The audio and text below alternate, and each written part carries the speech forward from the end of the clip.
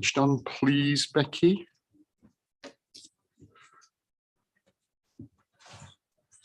Welcome to the April meeting of the board. We'll start off by introducing ourselves. I'll come to the officers when we reach the appropriate agenda item. It's a bit like we few, we happy view, we band of brothers and sisters here. We've got quite a lot of people who aren't around. So I will start off with Councillor Bentley. Morning, Jonathan Bentley. I'm Councillor for Whitwood. Councillor Buckley. Councillor Neil Buckley or Woodley Ward. Councillor Dye. Morning, everybody. Katie Dye, Councillor for Killingbeck and Seacroft. Councillor Illingworth, who is substituting for Councillor Sharp. John Illingworth from Kirkstall Ward. Councillor Martin. Hello, Lisa Martin, Councillor for Round Haywood. Councillor Shazad is not here, but he's just texted me to say he should be here by about 10 past. Councillor Wadsworth. Good morning, Councillor Paul Wadsworth, Guysy Road Ward. And I'm Councillor Paul Truswell, Chair of the Board, and I represent Middleton and Belle Isle. Okay, turning to the customary items on the agenda. Agenda item 1, appeals. There are no appeals. Agenda item 2, exclusion of the public. There are no items for which the public will be excluded. Agenda item 3, late items. There are no late items. 4, declarations of interest. I'm assuming that these will have been made, but if anyone has any, please shout up now. I take that as silence. Agenda item 5, apologies. We've had apologies from Councillor Gettings, Councillor Sharp with Councillor Illingworth substituting. Councillor Cooper says she may be a few minutes late for the next item. Leonardo Tantari, the Chief Digital and Information Officer, has also sent his apologies. And that then takes us on to agenda item 6, the minutes, which start on page 7. And in my customary fashion, I'll go through them page by page. Please shout up if you've got any corrections or any matters arising. So, page 1. Page 2. Page 3. Page 4. Page 5. Page 6. Page 7 and page 8. Can I take it then that board members are content for me to sign these as a correct record of our last meeting? Thank you very much. So that takes us on to the first substantive item, agenda item 7, which starts on page 15. The 100%, well, it's not the 100% digital. Oh, it is the 100% digital update. Sorry. I suppose I better report at this stage that normally we would take 2 items under the same sort of agenda item, 100% digital, which we've got today, but also smart cities. Because of a major restructuring in digital services, the officers suggested that perhaps it was premature to take that item at this stage, and I agreed to that. We want to give it time to bed in before officers report back to us. So just by way of brief introduction, it always gives me great pride when we have our annual review of the 100% digital, because I think it's fair to say, and I think the report makes this point, that when we first discussed it in 2015 and reported later in that municipal year, digital inclusion was not a council priority in any way, shape or form. But fast forwarding today, it is now assuredly a major priority. And as a result, I think Leeds as a council, but as a city, especially through the many partners that we work with, and the report describes this, is seen as a national leader in the field of addressing digital exclusion. And I have to say that Jason's been around right from the outset. I think you represented the first report that came to us. Anyway, I won't rabbit on any further. Jay, if the officers could just briefly introduce themselves, and then I understand, Jason, that you are going to introduce the report, but please bear in mind that members will have read it, so we don't have to have every crossed T and dotted I. Okay, over to you. Thank you, Councillor Truswell. Very briefly, I'm Jason Tootin. I lead the 100% Digital Leeds Digital Inclusion Programme from within IDS, and Amy is on my team. I'll let Amy introduce herself. Hi everyone, my name's Amy Hearn and I'm a Digital Inclusion Coordinator. I'm one of 4 members on Jason's team and I lead on some of the work that's described in the report. Thank you. And I would just echo everything that Councillor Trustwell said, not that he's stolen my thunder at all, but absolutely that. Hopefully the report builds on previous reports that have come to this board. Obviously there are recommendations that we can revisit at the end of the report, but to echo the points that Councillor Trustwell made, as it says on the front page there on page 15, this is an ongoing response to an inquiry that started 7 years ago now. The 100% Digital Leeds team is a permanent core part of the Integrated Digital Service. We are leading digital inclusion for the city, and digital inclusion is now recognised as a key enabler to achieving a whole range of other council strategies and priorities, which, as Councillor Trustwell says, it absolutely wasn't back in the day. So in terms of a very brief overview, picking out some of the key points within the report, the first 4 points I think are just worth stressing, because particularly over the last 2 years of COVID, we've had a number of conversations with council officers and other interested parties who've said, how do we measure digital exclusion as a key indicator when officers from policy and intelligence units are looking at equality and inequality in the broadest sense, wanting to put digital inclusion as part of that, whether that's in terms of mapping, whether that's in terms of broad numbers of people who are digitally included or excluded. And the first 4 points there kind of set out the challenge for that, because digital inclusion and exclusion is not an on-off switch and it's not a binary indicator. But what it is, because digital inclusion is social inclusion, there are absolutely people who are more likely to be digitally excluded for a whole range of other reasons, some of which we've listed there, from homelessness to physical and learning disabilities through to living in poverty. There are other indicators that are not there, which would be employment rates, educational attainment, refugees and asylum seekers and where they live within the city. So mapping those indicators would in effect map digital inclusion and exclusion. And that's how we've positioned digital inclusion since the start of the programme. It's one of a range of indicators, but it's a key enabler to achieving the outcomes that we want for our citizens across different communities and communities of interest. We then talk about the 100% Digital Leeds ambition and vision. And at the top of page 17, that first bullet point, I think, is just key to bring out, which is, again, something that we've discussed before at this board, which is about everyone in Leeds having equal opportunity to use digital tools, technology and services in the right way for them. And that last bit is key for us. It's about it being in the right way for them. And that will be very different depending on who that person is, but it should be about an informed choice. It's not, from our perspective, about forcing people to do digital 100% of the time, but it is about 100% of people having that equal opportunity to choose how they engage with services, whether that's digital, face-to-face, or in any other way. And that those barriers shouldn't be there for them simply because of their life circumstance. And our role is to reduce and remove those barriers with the people and the partners that we work with. We talk much more about our approach in detail on page 17. And then we start to talk about some examples of the programme, the sectors that we're working with, the organisations that we work with, and the partners that we work with. Throughout the report, which I'm just going to absolutely skim through, I'm not going to go through in any great detail, we can move to questions. But throughout the report, what we've tried to do is include testimonials from some of the people that we're working with, evidence of impact on some of the people that those organisations are working with, and to draw out the connections between the different projects within the wider programme. So we start by talking about our work in care homes, and that obviously links in to our work with older people, simply because of the demographics of the numbers of people who are living in care homes. From an older people's perspective, we have a network of organisations, around 40 organisations that support people that support older people.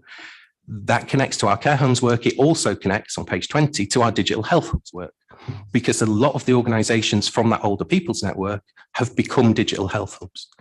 The digital health hub programme is something that will absolutely be rolling out across the city over the coming year. We already have started that work in South Leeds with the Beeston and Middleton local care partnership. And digital health hubs are about trusted spaces in local communities where people can go to get support to use digital tools and technologies to manage their health and well-being. So this is an ongoing programme. We've started in Beeston and Middleton. We've moved to the York Road Local Care Partnership quite recently, and then we're working with the Local Care Partnership Development Team to plan the rollout across the wider city.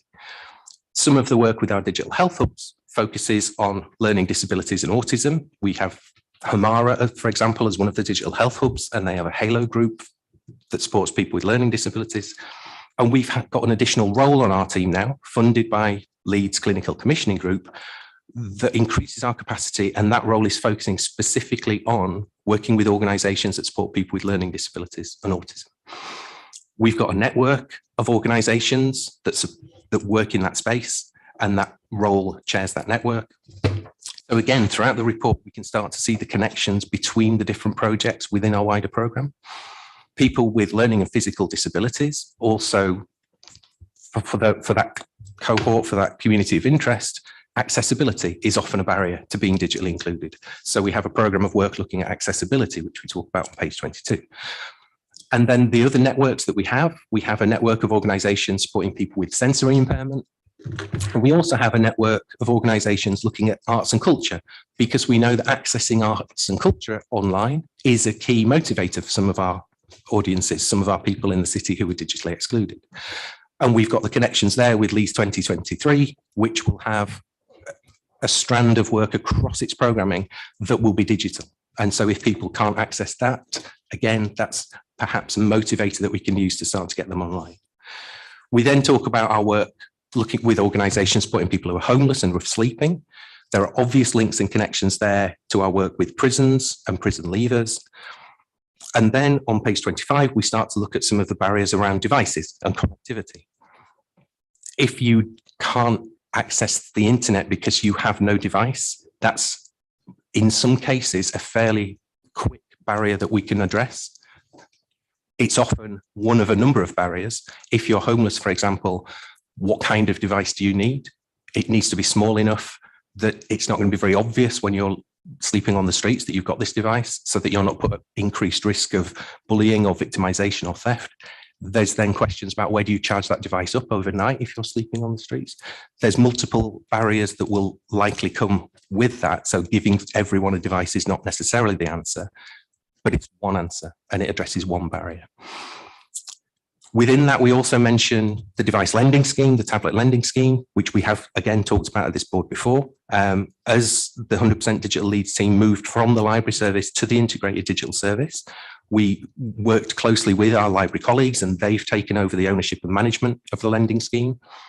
We've talked before about the cost pressures on that, the running costs for that, and we're working closely with IDS colleagues to build that into a more put that on a more sustainable footing, and working closely with our library colleagues to achieve that. And then we talk about food poverty as the final example of the different strands of work that we do. And again, we've right at the beginning of the report, we talk about food poverty and the number of people using food banks as an indicator of digital exclusion. Digital poverty is also a thing, but actually what we're talking about is poverty. You know, fuel poverty, obviously in the news at the moment, but poverty is poverty is poverty. But if you are living in poverty, the chances of you being able to afford £30 a month for broadband and a top of the range device and so on is vanishingly unlikely. We then have some projects where we are working nationally, referencing back to what Councillor Trustwell said at the beginning in terms of our national reputation. We are very well placed to take advantage of national funding opportunities that come out. We're really clear that any national work that we do shouldn't and doesn't take our eye off the ball about the work that needs to still happen in Leeds. So we will get involved in national work where that's benefiting the programme in Leeds, if that's bringing in additional funding that we can use in Leeds, or if that's connecting us to other councils that may be doing things in a different way to we're doing it, so that we can learn from them and apply some of their methods in Leeds. The final point that I wanted to make in terms of the summary is on point 73 on page 28, which is that the work that 100% Digital Leeds does is around strengthening the place to empower the person. We don't work directly with the people who are digitally excluded. We don't deliver digital skills training to those people. We work at that organisation and sector level to build that ecosystem so that those people have that support where they need it, when they need it, from the organisations who are best placed to deliver it to them. And people will need that support at different times in their life. They will need it as they move around the city. And our ambition is that that support is there for them at every stage of their life, in every different context, and in every different place across the city. So that's why we work in the way that we do.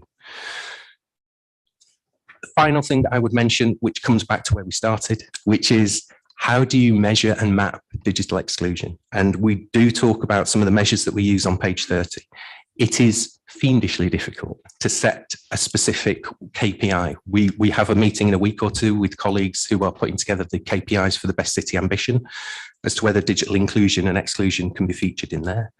But as an individual, I could have all the digital skills in the world, but if I lose my job and then lose my house and end up in temporary accommodation, I'm going to be digitally excluded. The reverse is also true.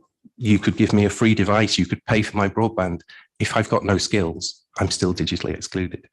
And even if I have skills and devices and connectivity and all those things, there are then other more deep-rooted barriers. I simply might not see the point. So I simply might not engage, or I might want to engage, but I might be living with an abusive partner who controls everything I do and doesn't let me on the internet. Or I might have cultural considerations or language barriers or learning difficulties and so on and so on and so on. And so how we measure our work, we try and do that in the short, medium and long term.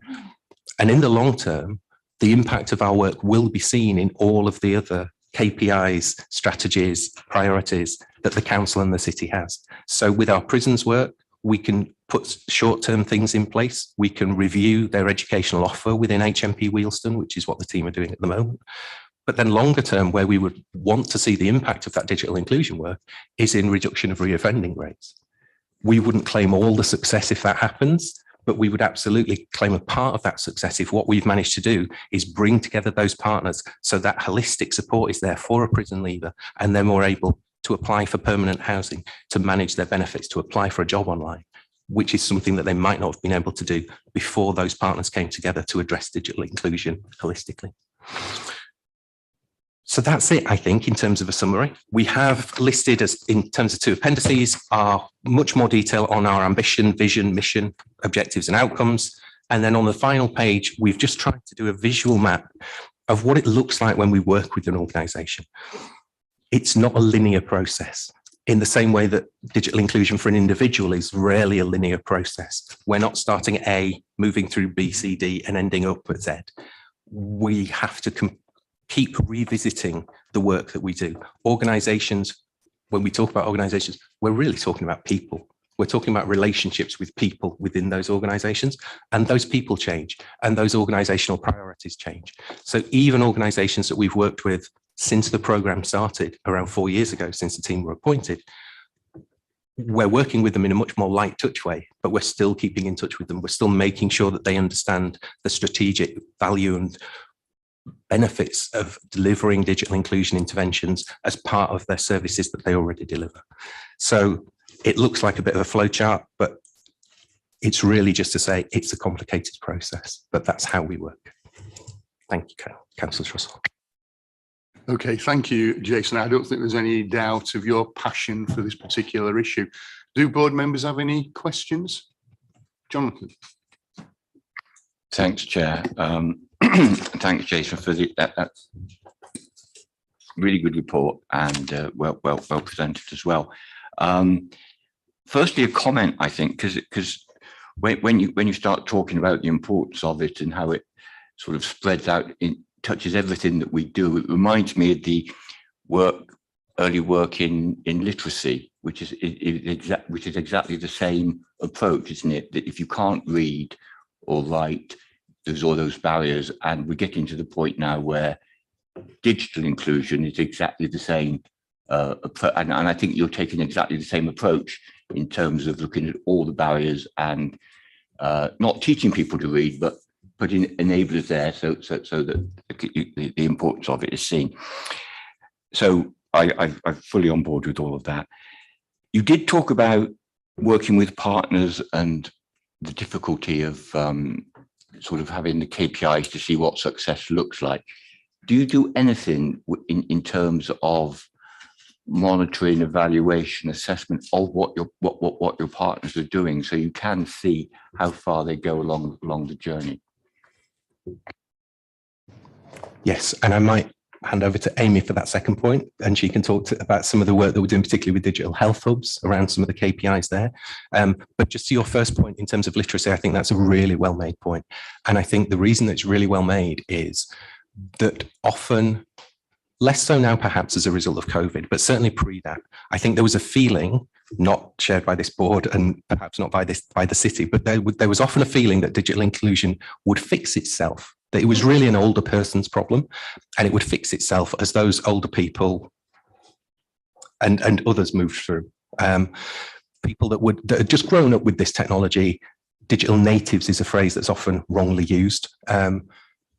But when we relate it to literacy, we've had books, we've had the printing press since 1400 and whatever it is. We've had printed word for 500 years. Adult literacy rates are pretty much where they were when I started working in the library service around 20 odd years ago. So the fact that this stuff is around us doesn't automatically mean that by osmosis people will become included or will learn to read. And the fact that there's millions of cars on the road doesn't mean you'll just learn to drive because cars are all around. There's additional interventions that's necessary for some of the people that we're talking about, simply because of their personal situation, their life circumstance. And so I think it's an absolutely well-made point. Do you want to talk about some of the KPIs that we've got? Sure. So for each of the different project strands that you can see in the report, as part of the development of that, we'll look at how we can measure the impact and outcomes of each of those strands. So thinking about the Digital Health Hubs programme that Jason's mentioned, as part of that, with each of the hubs that we've worked with, we've developed how that we've measured how that organisation has improved their capacity and ability to be able to offer digital inclusion support for the people that they work with. So things like the amount of resource that we've put in their development of any, for example, tech lending schemes or Wi-Fi in the building or anything like that. We then measure the different interactions that the number of interactions and the kinds of interactions that the staff and the different resources have had with the members of that community. So a number of people that have attended digital support sessions, number of people that have used tablet lending schemes, those kinds of things. And then we also look at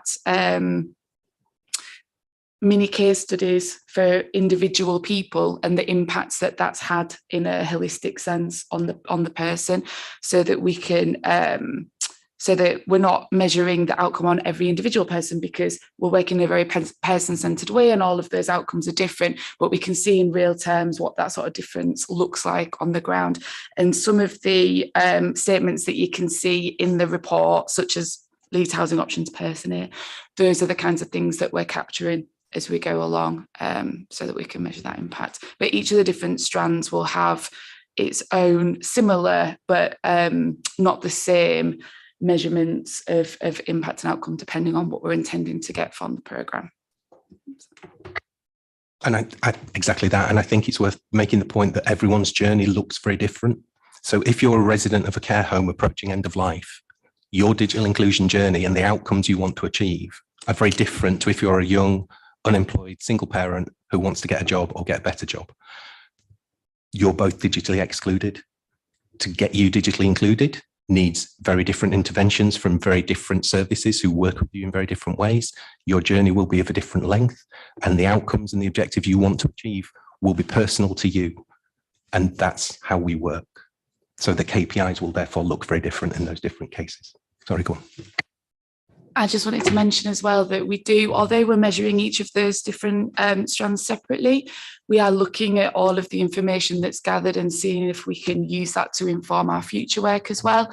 So, for example, recently we did some work on giving out, gifting 1,000 smartphones with data and calls and texts across the city as part of Hubbard's community calling scheme. And those phones went to a whole range, sort of 50 or something different organisations, but we've pulled in lots of impact statements and realised from that there has been a trend of some of the outcomes positively affecting women in domestic violence situations, and that having that device and the support from the organisations working around them has meant that they've been able to improve that situation. So that's now a new strand of work that we're investigating. How can we identify what's worked about that and gather the different organisations that work around women experiencing domestic violence and how can we implement some of those successes in a more formal way to expand that impact.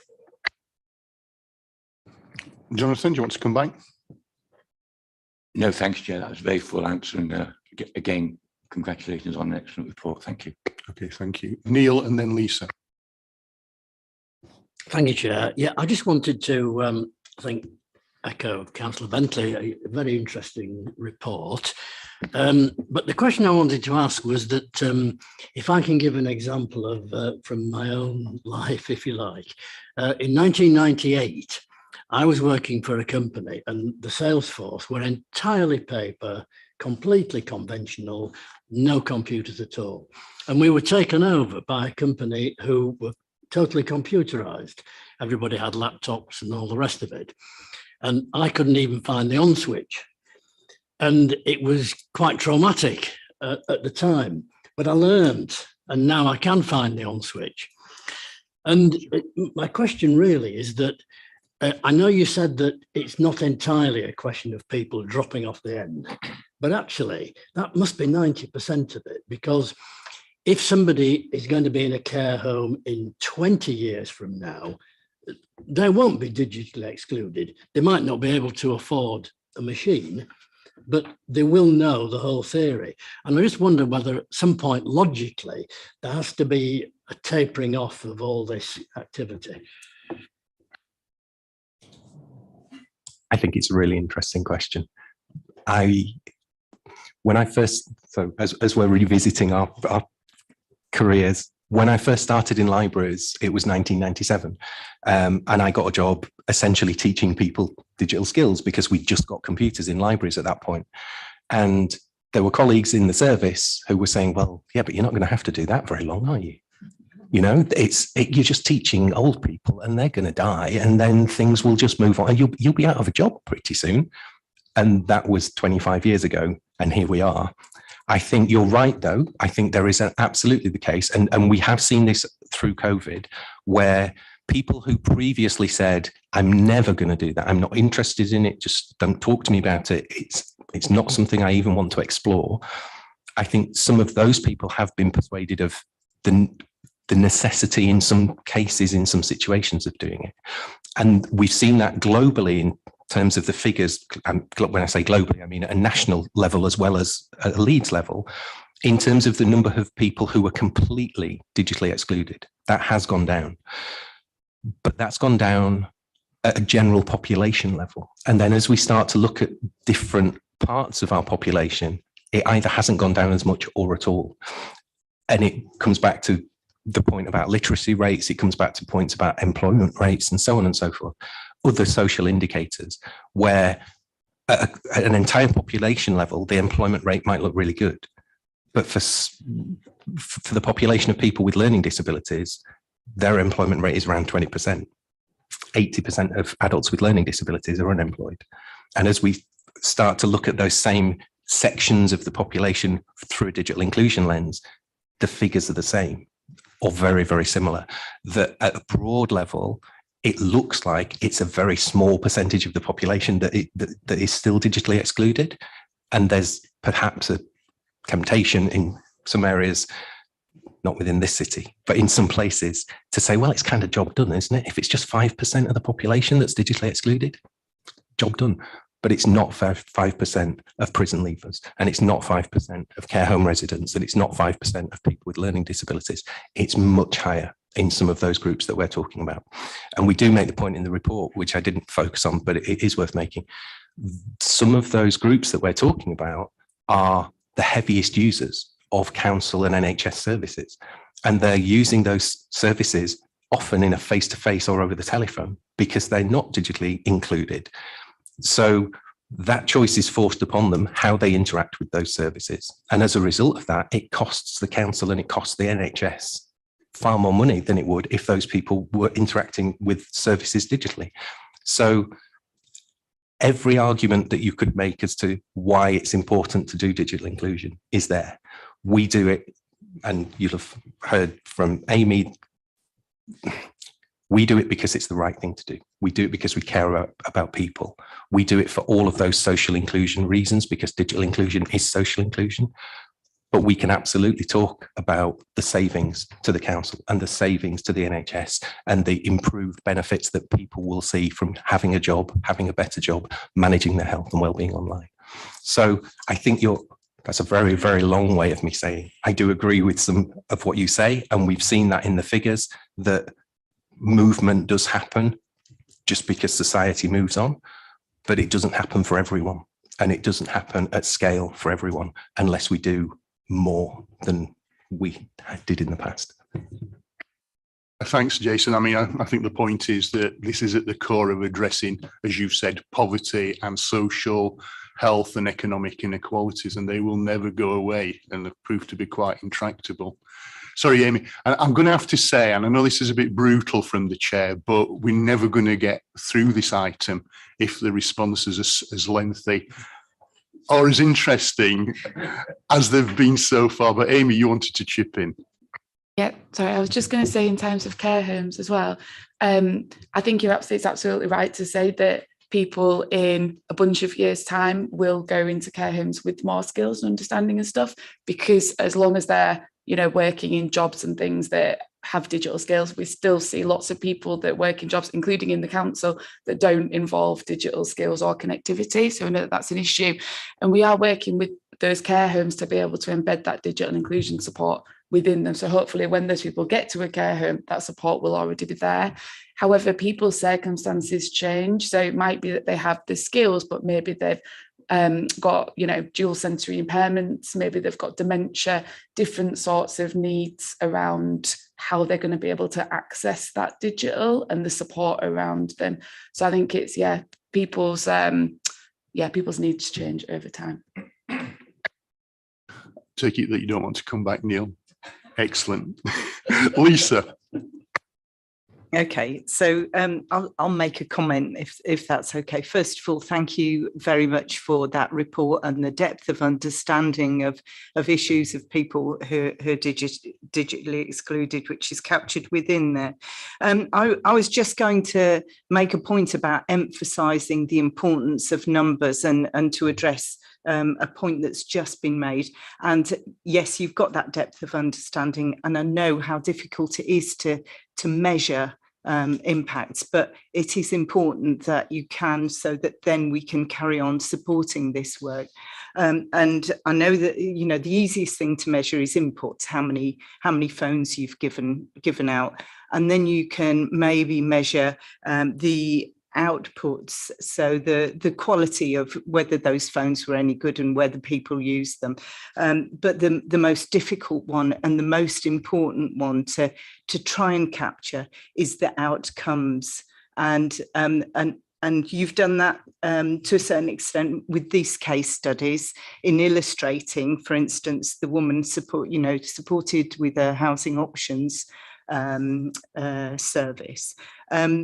But if you can find more ways of capturing the outcomes, and you don't have to capture every outcome of this work, just some key bits that we can then quote how many and how much money and how better services, so that we can measure, for example, how much money services have been saved by your work.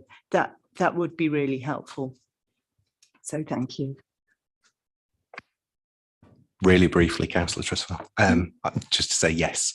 And it's absolutely something that the Chief Digital and Information Officer has spoken to us about as well. Because if we were doing all of this and actually there were only 100 people in the city left who were digitally excluded, then we wouldn't need the level of investment that we currently have into the team and so on and so forth. So absolutely take that point, and it is absolutely something that we're working on.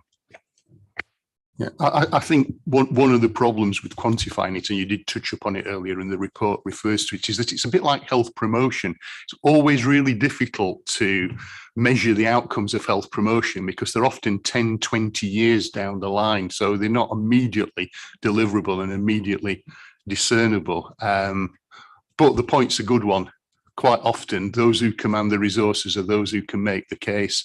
Those who can make the case are the ones who can quote the sort of figures that Councillor Martin as mentioned. Katie. Thank you. Can I also welcome the report? Every time I read the updates, there's more and more work going on, and it's really impressive. So please keep doing it. It's super to see. My question is that when you do impact statements or case studies and you are talking to people who are using digital services for the first time, are you able to collect feedback from them on their experience of using that service? Councillor Martin mentioned the case study of a person using the Housing Options website in terms of downsizing their property. Is that something that's collectible to say, okay, I've now accessed it digitally and I found it easy to use, not easy to use, and if there are any difficulties, are you able then to feed that back? Because I think it's quite important if people are accessing services that they find it better than the other option. To be honest, it's not something that we've done in a structured, planned, programmed way before, but it is happening more, and it's happening more since the team has moved to the integrated digital service, which is the place that often some of those tools are developed with colleagues from across the council. Earlier this week, for example, I was copied into an email, and this will be a piece of work moving forward, with Active Leeds have just brought in a new online booking system for leisure centres, and how that's working, and some of the comments that they've had, particularly from older people who are using that system to book. That's something that's been flagged, and actually that there's a digital inclusion element of that, because not all of the older people that are trying to use that system are finding it as easy as they would want to use that system.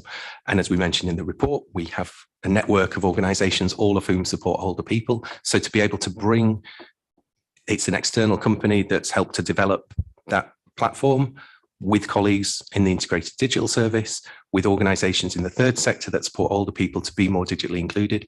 That's the role of the team. Absolutely, it's to bring across sectors, to bring all of those people together, and then to hear the voice of people with lived experience to say, I am doing this, or I've tried to do this, and this is how I found it. And that has happened ad hoc, but not in that structured, programmed way. And I think that's something that we absolutely can do more of. And as Amy mentioned, with the digital health hubs, that's something that I know Amy and the team have been doing, where colleagues in the third sector in those digital health hubs are helping people to use digital tools.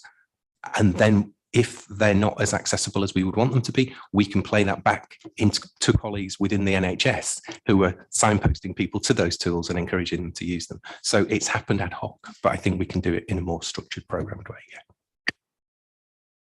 Yeah, thanks, Jason. At Chair's brief, I asked for the report to be populated with 1 or 2 more case studies in order to give that kind of 3-dimensional human impact element to it.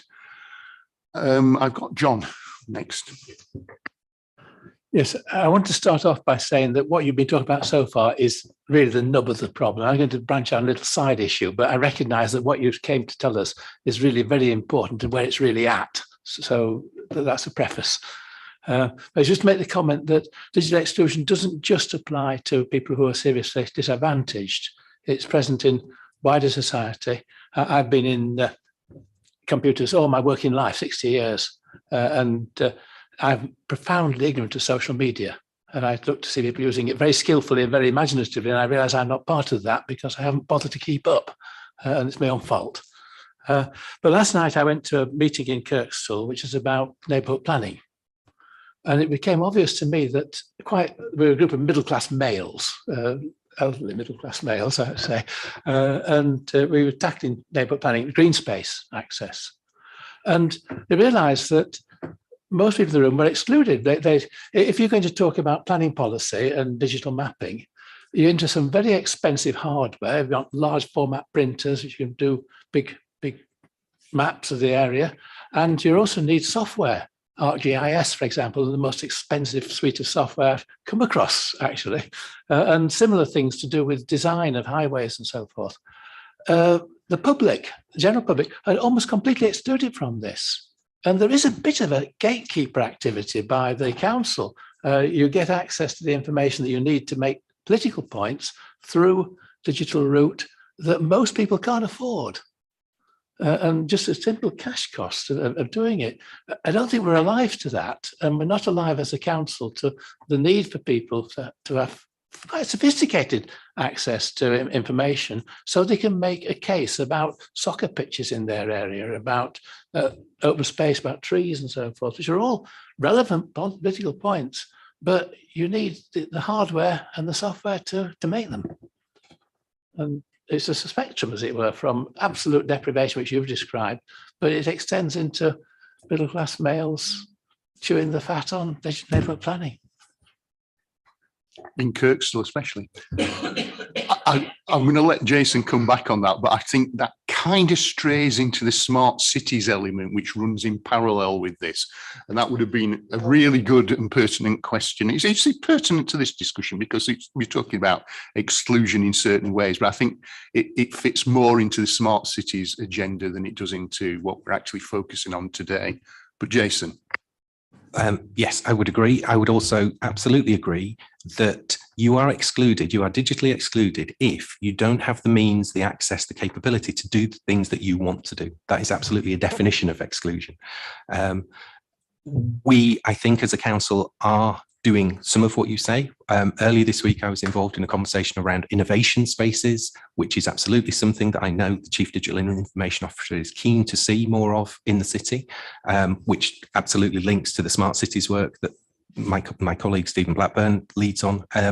That's going to be part of a broader innovation and strategy team within the new structure within the Digital and Information Service. The Chief Officer who oversees the library service and libraries and community hubs was on that call about innovation spaces, because we have as a council a number of spaces that are open to the public that have really good infrastructure within libraries and community hubs. They may not have all of the technology that you mentioned, but as we start to expand what innovation looks like within the council, certainly within the Central Library already, they have absolutely got innovation in terms of their audio and visual offer. So they've had Studio 12 for many years, which has absolute cutting edge technology that people can go in and use for free. And it's of a standard as if you were working in that sector. And so I think you're absolutely right. We could do more as a council. And I think, without preempting the paper that will be coming to this board later in the year, I think there is an intention to do more. Absolutely. Thanks, Jason. Paul. The passion clearly comes through in this report, but my question really is, how many people are absolutely digitally included? Because a lot of people are piggybacking on the back of someone else. I've got a friend of mine who you would class as digitally excluded. She doesn't have a smartphone, she doesn't have a tablet, she doesn't have the internet, doesn't have broadband, but yet she is still getting a benefit out of some digital inclusion because her daughter and myself are doing some things, and of course she's getting it easy in a sense because she said I could do it doing that. But the other side of the coin is that she does have medical issues and issues with the council in a sense. And a lot of people also tell me, constituents tell me, that the purpose that the NHS and the council are doing it is to save money. And you referenced that a few comments ago. And I think that whilst that is there and people's view is it is for us as a council or the NHS particularly, and I've had 2 comments this week already where people have said, I can't get a face-to-face appointment, I've got to go through the digital system. They didn't quite put it like that, but they used other words which I won't repeat. But whilst that is there, that is a big barrier to them doing it, because in the case of the NHS, they're not going to do it because they want the way they want it. And that is in the case of most of my face-to-face appointment with their GP, who isn't going to give them it until they've gone through the digital system. And if they're genuinely digitally excluded, then they will not be able to do that. But if they're going to piggyback off someone else to get what they want, then they will do it. So my question really is, we need to try to drop off the cost-saving benefit to us. It may be there, but whilst people think it is there, then they will resist that. Yeah, thanks, Paul. I think there's a good example on page 27, paragraph 66, of having to work with Zest. So Leeds people are supported to access the NHS Healthy Start scheme. And I think one of the things we've always said about digital inclusion and the use of digital more broadly for the reasons that the report says and that you've kind of reinforced, Paul, is that there will always be those people, for whatever reason, will not engage. And we should never have systems that don't have that human channel of access, for want of a better description, as opposed to simply the digital one. But Jason, do you want to come back on that? Yes, only to say that I would entirely agree. There will always be that proxy access. Some of that might be because the person, excuse me, because the person doesn't want to and they do have someone who can do it for them. That's fine. In some cases, it will be that that person doesn't have the capacity to do it for themselves, either because of their disability or other reasons. I think it would just come back to something that we talked about earlier, which is it's that choice. It shouldn't be that that person isn't doing it for themselves because that's been imposed upon them. That's been a decision that's been made for them, either by a carer or a support worker or a service. It should be about everyone having an informed choice and equality of opportunity to access those tools, those services, those channels in the way that's best for them at a time that's best for them. So I think, apologies, it may be an example we've given at this board before, but within our older people's network over COVID, we heard from an older person who said during that first lockdown, she felt less isolated and less excluded than she had done for every previous winter for the last 8 years. Because every winter, as soon as the bad weather comes and the dark nights come, she would close her curtains and she would not leave the house. But nobody made the effort to digitally include her at that point because our program wasn't active at that point. During COVID, despite all of the restrictions and the isolations and everything else, she felt much more included and connected because Crossgate's Good Neighbours, the neighbourhood network scheme that she was a member of, did make those efforts to digitally include that person. And she was on Zoom calls and she was interacting with all the people that she would have seen if she'd have been there in person. Once the lockdown restrictions lifted and the weather changed, she was absolutely probably the first in the queue to go back to in-person events and activities and seeing her friends and seeing the members of Crossgate's Good Neighbours scheme in person in their venue. So for us, it's not an either or. It shouldn't be a binary choice. Nobody should be forced down a channel. The other thing from a cost savings perspective, though, that is worth mentioning is as more people do interact digitally, what that does is it frees up capacity. It frees up that additional capacity to see people face to face who, for whatever reason, can't or don't want to use those digital channels, or who just want to come and see someone face to face because their inquiry is complex or their health condition is really complex. But your point is absolutely well made. It's from our perspective, it should be a choice, and we shouldn't be forcing people down any route that just because of their life situation and circumstance. Okay, thanks very much. Are there any other questions or comments? Just to make one really quick point in reaction to what you're saying, everything that Jason said, I totally agree with. However, the NHS do have a digital first strategy that we aren't able to control, that we can try and influence. Yeah, thanks for that, Amy. So in the absence of any other comments or questions, I'm going to exercise some discipline on myself as chair by not asking the raft of questions that I got, because I think the discussion has gone on and I can find this information out in other ways. So just remains for me to thank you, Jason. Thank you, Amy, for your attendance and for the obvious enthusiasm with which you continue to pursue this agenda.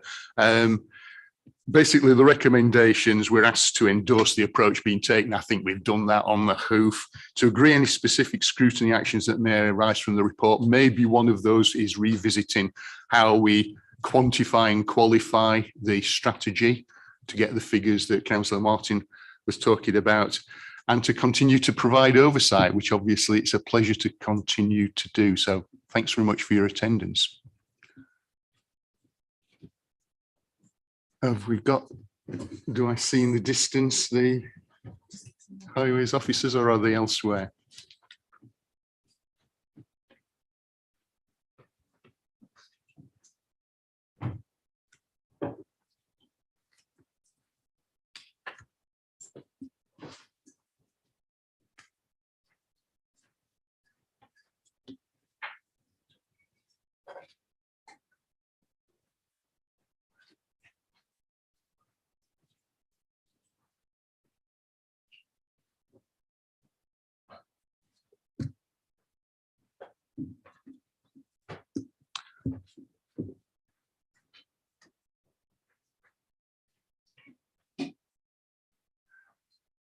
Okay, have we got all the attendees for this agenda item? You could have come and sat a bit closer to us, but now you're there.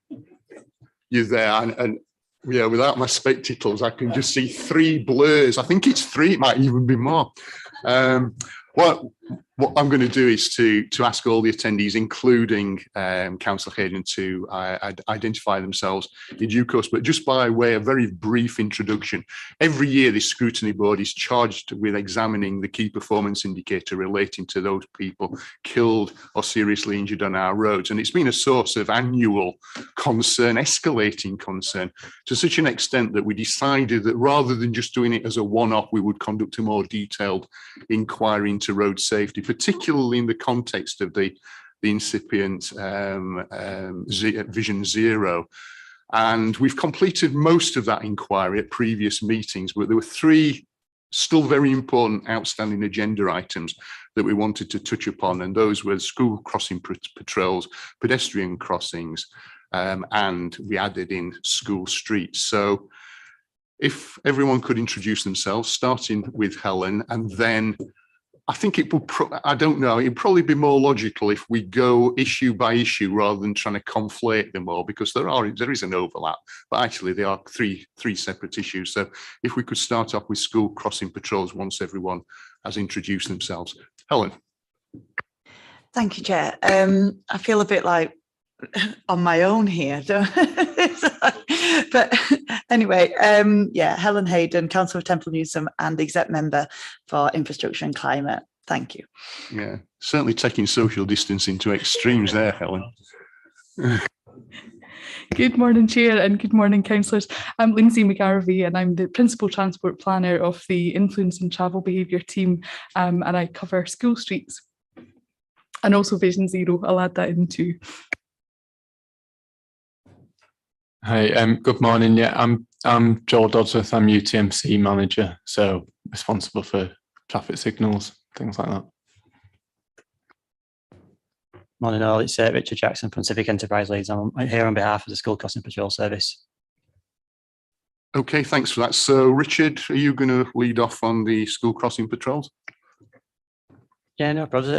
A brief summary. So there are some policy documents and procedures in the pack that hopefully you guys will have seen. A bit of a summary of the service. So the School Crossing Patrol service isn't a statutory service, it's a permissive service that we carry out at discretion. So the policy follows the national guidance, which is in the bundle, which was produced by Road Safety GB, and it's updated in 2018. And our policy is based around that and has been updated. It states that audits are taking place on request from schools or members of the public or from councillors, and the criteria set down in the guidance is based around the numbers of people crossing the school at particular times and the number of vehicles that they're crossing and the type of vehicles. We do try to stick to the criteria as much as possible. It's a really emotive and subjective subject, and I'm sure you guys are aware that you'll get lots of calls and concerns around it. Really, really difficult to apply discretion fairly, so we try and stick to the criteria as much as possible. We are aware, obviously, that it is a really emotive subject, and safety of people's children is really important to people. So we have just recently introduced an option for people to pay for a service, so schools can pay for a service direct if they don't meet the criteria set out in the standard. And we've recently had 2 schools that have actually want to do that. It's just at cost, so there's no on cost, no overhead. It's just for the cost of the person that does the school crossing patrol, and then the average cost is about £4,000 to £5,000 per year for that.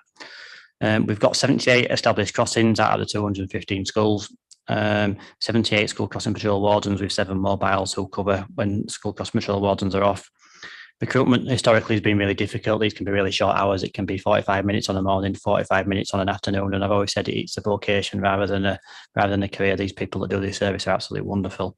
We've had to make changes because it has been more difficult to recruit. And we've done things like dual roles where we've bundled up jobs, so cleaning jobs, school crossing patrol jobs, teaching assistant jobs, bundle it up with school crossing patrol warden, so there are more hours and it's more attractive. So recruitment's not been as difficult as what it has been historically. In the past year, we've had 10 requests for audits. Out of that 10, 7 didn't hit the criteria for school crossing patrol warden. 3 passed the criteria and got awarded a warden, and 2 of those that didn't hit the criteria have actually paid for the service. So a school crossing patrol warden has been placed at that area. Our contact details are on the internet. So if anybody puts in a Google search for school crossing patrols Leeds, then our contact details will come up with some instructions on what schools need to do to get a survey. And that's just a quick summary, other than the fact that where we don't qualify for a school crossing patrol warden, we hook up with our highways colleagues around what physical interventions potentially could be put in place, like zebra crossings, traffic, speed limits and speed humps, things like that.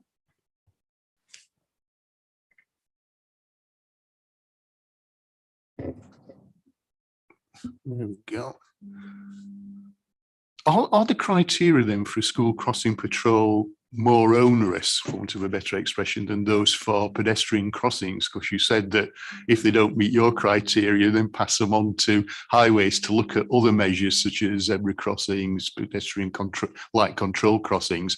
And I think our experience as ward members is that trying to get a crossing is even more difficult than trying to get a school crossing warden. So perhaps you could just explain that to us. I'm not sure, to be honest. I mean, Lindsay might know better than myself. I'm not sure.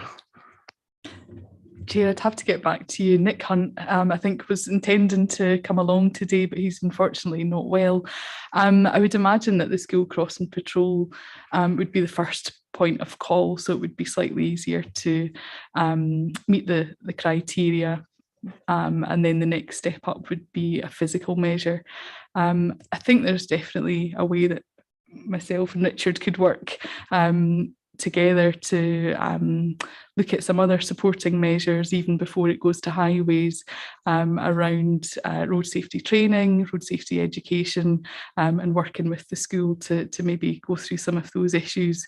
So there's definitely some improvements that we can do within highways and also with Richard's team. Yeah, I have to admit, I've been approached by several schools over the years about the process. So hopefully, from what you were saying, Richard, that information is now more accessible and highlighted to schools rather than having to come via another direction. Yeah, could you? And the other thing is, how far are we now publicising this alternative approach of where you don't meet the criteria, there is still a possibility of paying for and recruiting your own crossing warden? I mean, at this moment in time, it's not been published other than the information that we've got on the website and the fact that we'll go out and do the survey and then discuss it. It could be an option potentially to go out there and do some marketing and let schools know.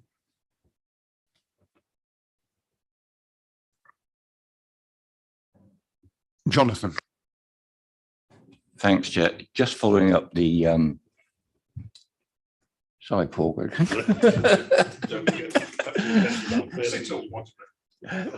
That's what he was doing. That's what's getting in my way. I couldn't see.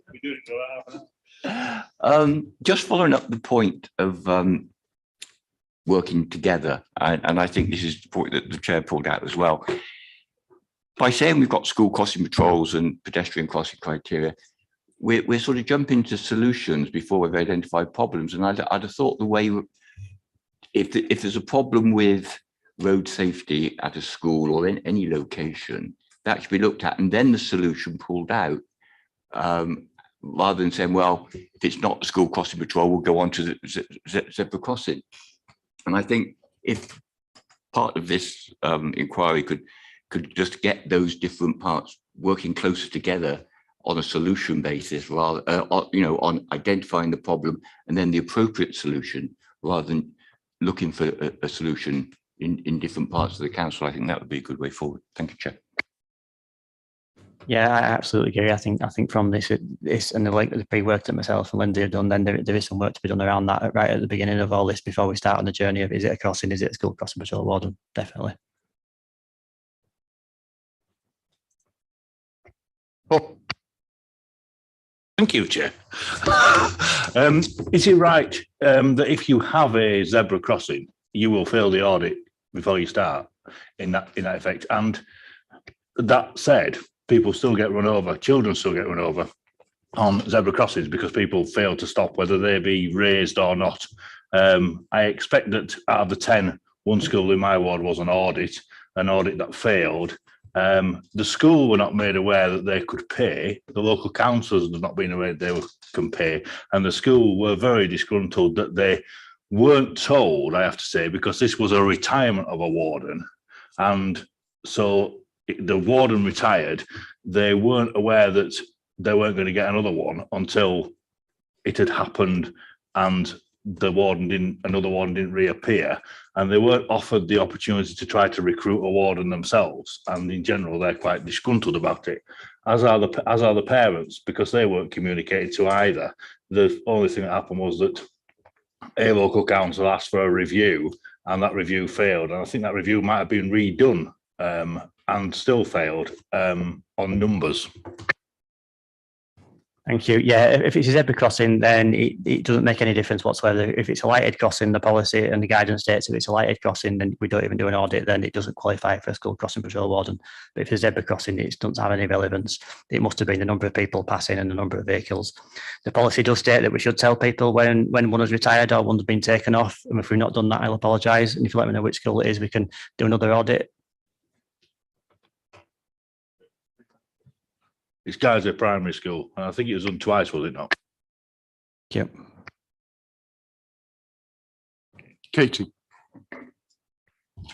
Thank you. Yeah, just picking up on what Councillor Bentley said about working together. I think if we're going to look at the whole Vision Zero strategy regarding safety around schools, then it's good to see that we're discussing crossings, wardens and school streets, but we have to stick into the mix the parking issues around schools as well.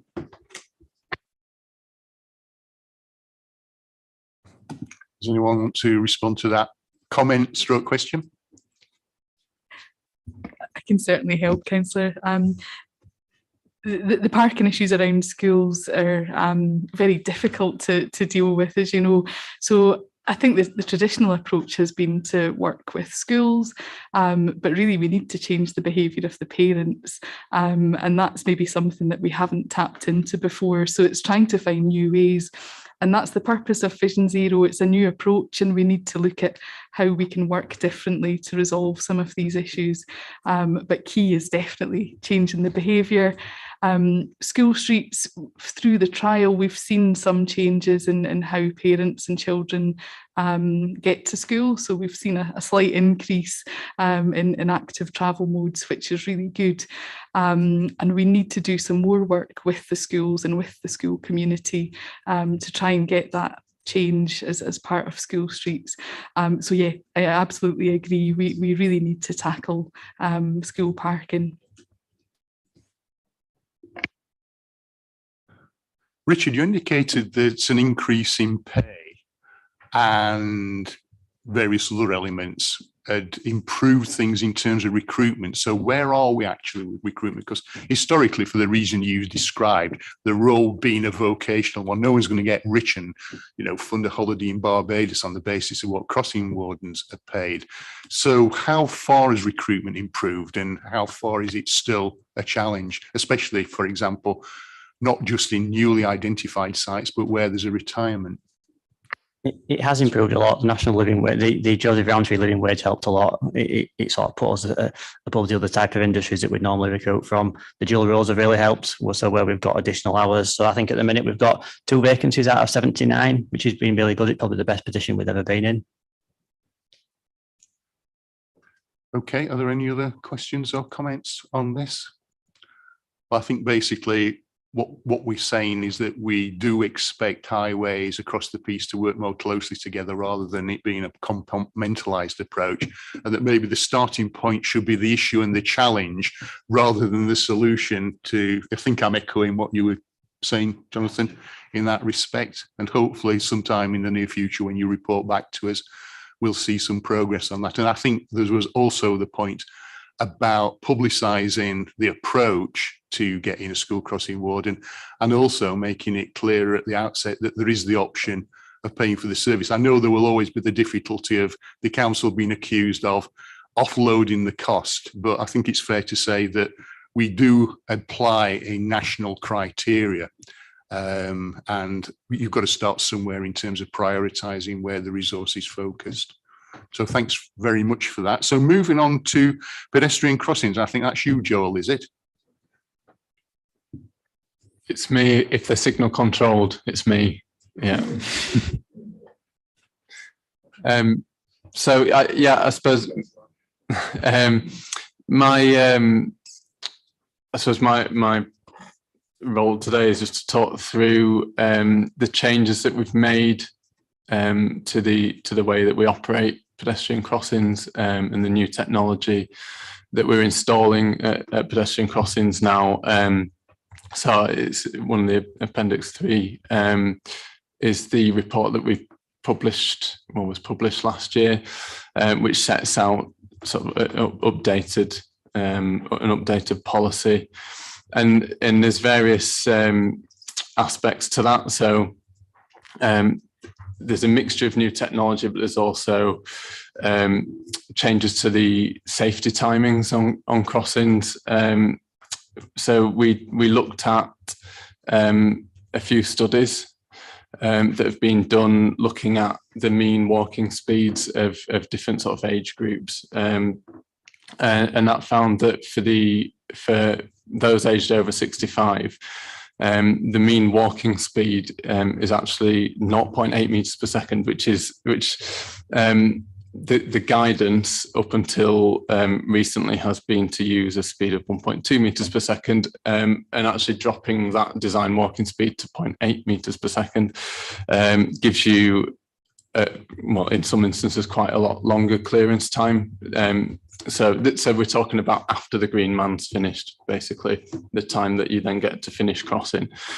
So we've adopted that at all new or refurbished crossings, and so that'll obviously work its way through the asset as we refurbish every site over the coming years. So that was one of the things we looked at. We then also looked at the waiting time for pedestrians at crossings, and there are various studies, and they're set out in that report, but essentially they look at the maximum waiting time pedestrians are prepared to wait before they basically cross without waiting for the green man.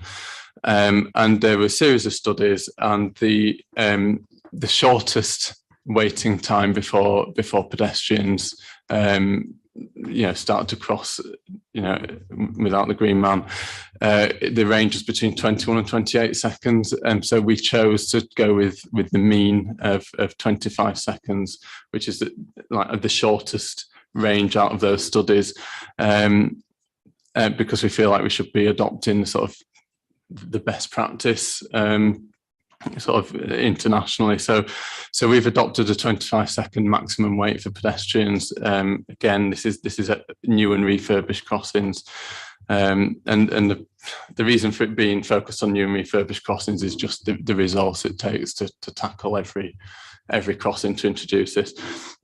We've also that's things that we can do without new technology. But the new technology that we're adding on is looking at a couple. There's two areas, but one is that we can demand a crossing without a pedestrian having to push the button, and that's obviously helpful for those people who might find it difficult physically to push the button. So obviously it's helpful in terms of inclusivity. But the other thing is that we can then automatically extend the length of the green man. So if you've got people who might take a bit longer to actually get established on the crossing, then we can obviously carry on displaying the green man. Or if there's a high volume of pedestrians, so like at a school, for example, at certain times of the day, there's a big volume of pedestrians, and previously it's taken things like warding keys and things like that.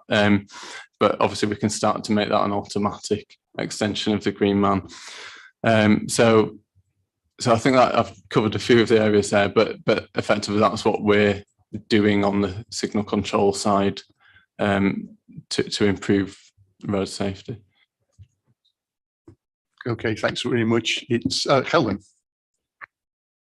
If it's all right, just to add to that, because when I came into this role, I thought you just press the button and then lights kind of changed and what have you. It's an incredibly complex system that we've got across the city, and just want to say a huge thanks to Joel and his team for all the work that's gone on the new centre that's been created and up and running soon, if not now. So, but this change to pedestrian first that is being rolled out across the city, and not having to be Usain Bolt to get across the the crossing in time, because 1.2 meters per second sounds a bit quick to me, but I'm sure that we could probably do it. But I don't know, if especially you've got children with you, or you're more infirm or elderly, then it sounds like very quick to me. So I just want to really thank the team, but and it all fits into the Vision Zero as well, about putting pedestrians first, about crossings actually recognising people rather than cars first, which freaks me out a bit, but it's I think it just outside schools that the green man will be on for longer, or maybe I should say green person, I don't know. So but it's I'm really impressed and pleased, and it's one of those services that goes on without us really noticing, but is incredibly important. So I just wanted to emphasize that. Thank you. Thank you for that. Perhaps green figure would be the gender neutral approach. Paul. Thank you, Chair. Obviously, my ward has got Scoot, I believe, if it ever was put in. I haven't been told it's been completed, but it got all the refurbishment done for that.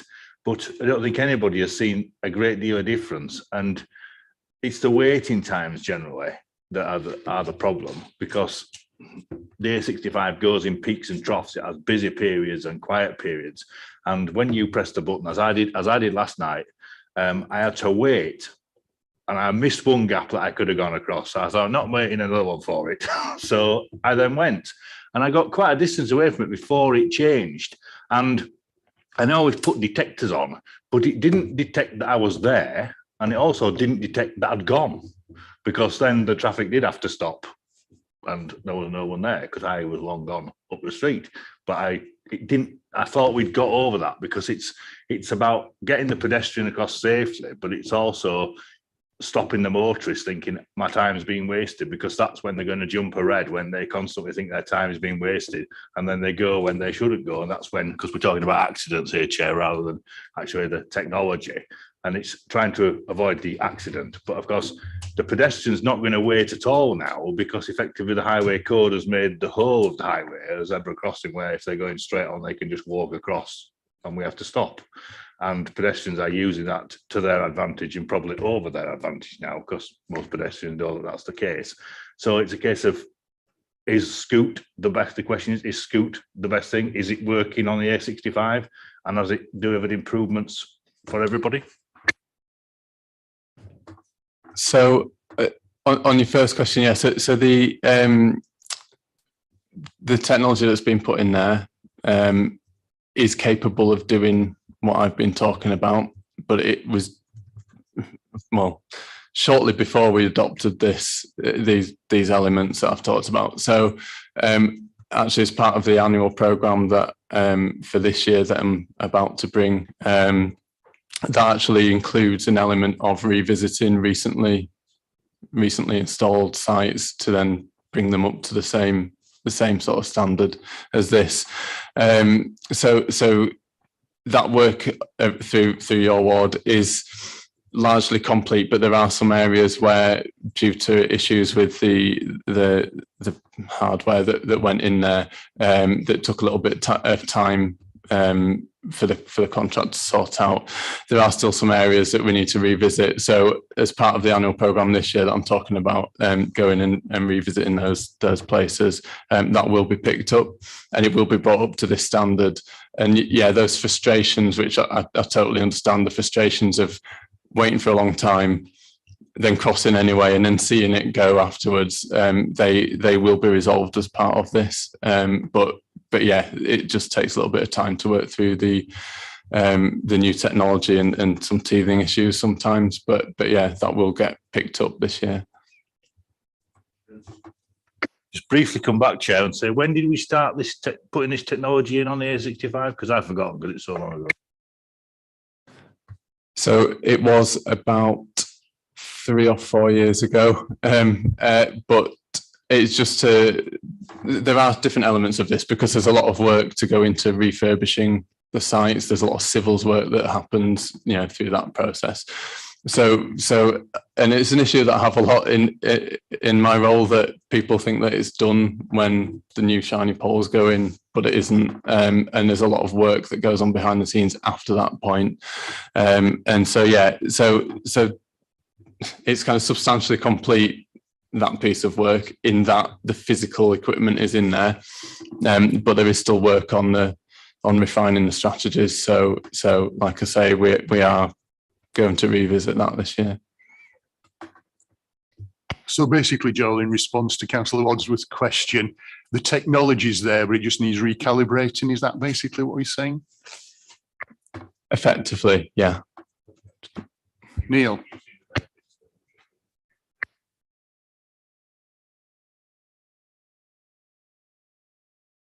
Thank you, Chair. Just a couple of brief points. Walking now, as in being a pedestrian, always seems to be conflated as walking and cycling. But this brought me on to the question I wanted to ask, really, was that most members will have read about the woman who crossed the road in London, and the traffic was all stopped at a red light. So she was entitled to cross, and she was hit by a cyclist, and she subsequently died.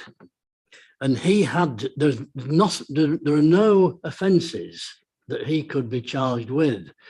And he was finally charged under a Victorian law entitled wanton and furious driving, which was obviously at the time referring to carriages, and he was dealt with under the law. So I just wanted to ask whether we had any input or comment to make about what should be done about that. And then secondly, the Green Man, I noticed a few months ago for the first time that when you arrive at a pedestrian crossing now with the Green Man and you press the button, you used to see the Green Man on the other side of the road, and you just looked ahead and you could see it. And now it's sort of down here somewhere to the right or the left, and it's not as visible. And I just wondered whether there'd been a reason for that.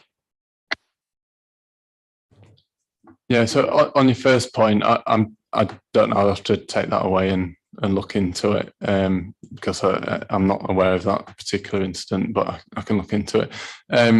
On the second point, yeah, so we for a number of years now have been moving towards what we call near side displays as opposed to far side displays, and there are a number of reasons for that, but primarily there were studies done when that was first brought in, the idea of puffing crossings and having near side displays, that showed that ultimately it's actually safer to do that than have the far side displays, even though people who are used to the far side displays and have been for a number of years can find it a little bit disconcerting. The principle that once you have stepped off the curb, the idea is that you don't see anything, because actually seeing a display across the other side of the crossing, when that goes red, people can panic. It can cause some people to basically turn back or have a kind of a bit of a panic in the middle of the road. So ultimately, we have decided to move to near side displays. There can be issues with that.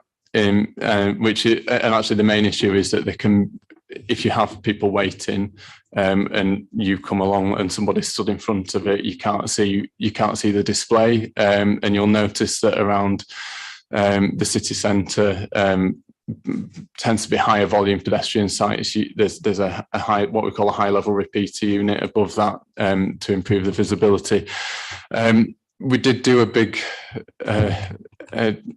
sort of assessment of this a couple of years ago, looking at the pros and cons, because there definitely are pros and cons of both. It's not clear cut, but overall, when you look at everything, the near side displays are the best way to go, and that's something that I can dig out and send around. But effectively, yeah, we did a big assessment on that. In fact, prior to the city centre work, because of it being such a big investment, we wanted to make sure we kind of chose the right path before we started it.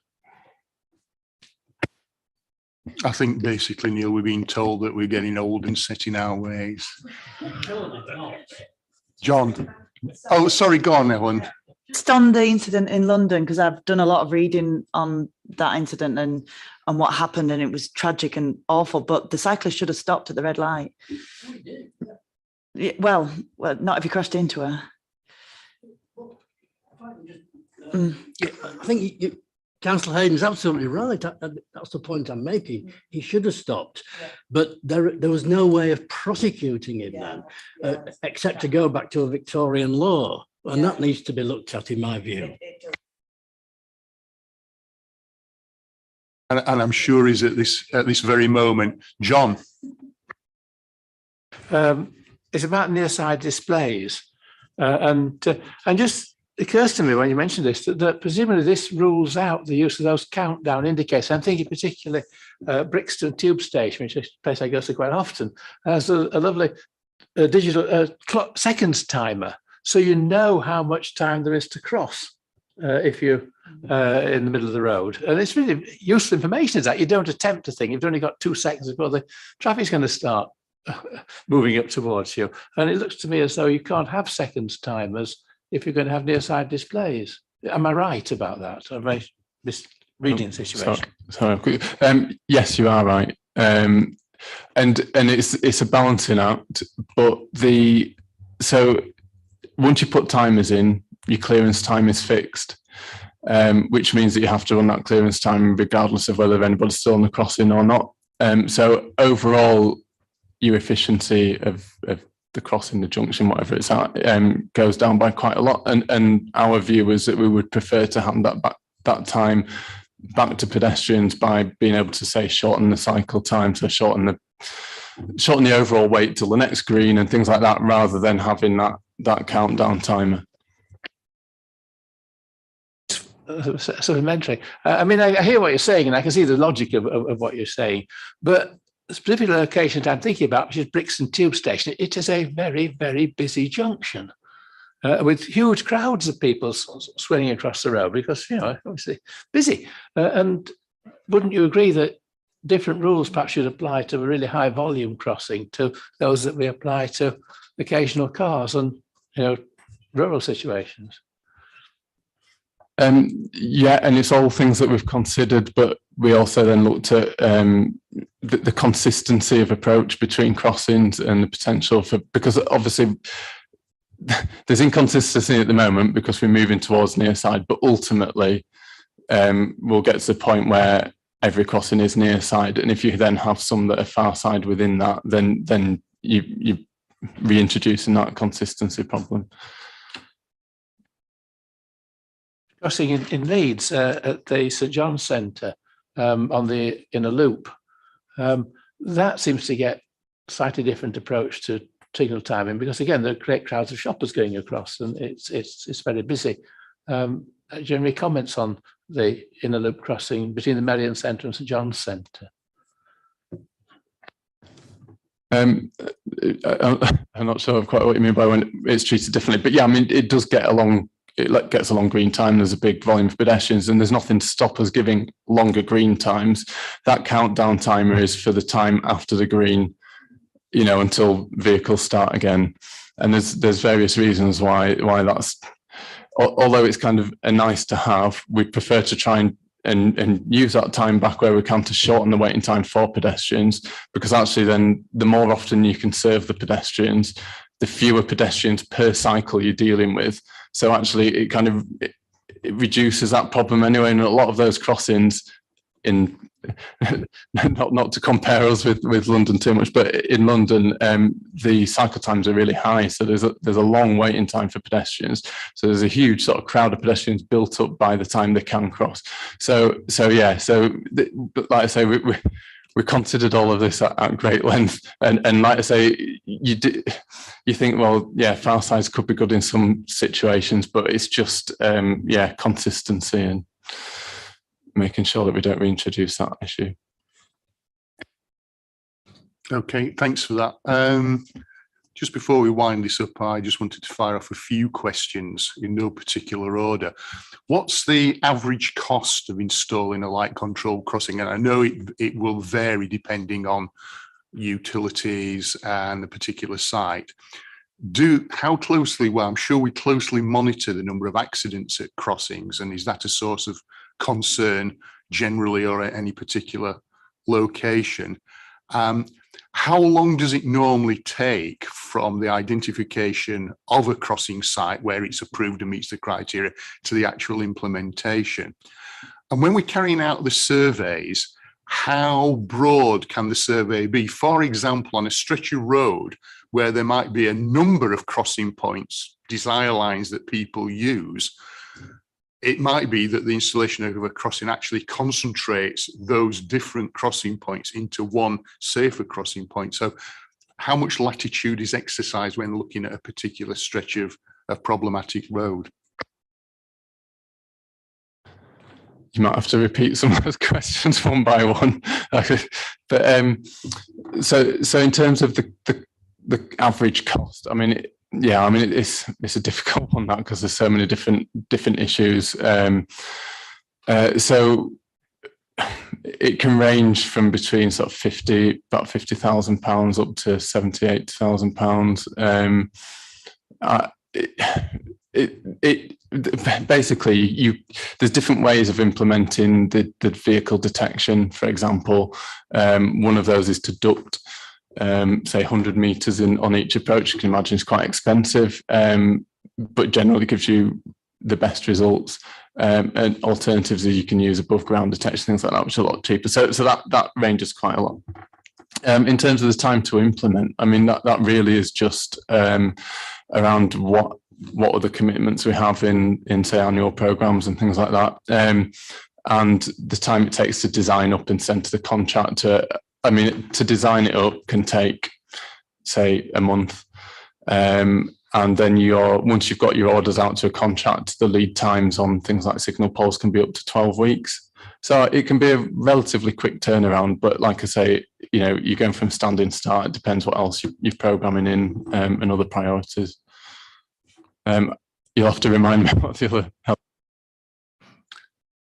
Okay, I mean, I suppose one of the reasons for the question that you've just partly answered is whether presumably there's a capital program, and if you've got 20 crossings on it, but only sufficient resources to do 10, then that kind of slows down the process or leads to a process of prioritization. But my other questions were about the number of accidents that occur at crossings, because I've seen research in the past, and it may not now be accurate, that when you install a new crossing, sometimes it increases the number of accidents simply because of a false sense of security on behalf of those using the crossing, and the fact that motorists aren't familiar with the site. And the final one was, if you've got a stretch of problematical road that local members, local community are concerned about, it may be that there are a number of different crossing points, none of which meet the criteria, but if there was a crossing and people use the crossing rather than their desire lines, it might help to solve the problem where there are concerns. So it's just how flexible this, the view is of a stretch of road that is viewed to be problematical. Yeah, I think probably on that second question, it's something that unfortunately probably be a question for Nick Hunt, who hasn't been able to make it, in terms of that, the criteria and that side of things. In terms of the accidents, I mean, all accidents that cause injury are reported and recorded.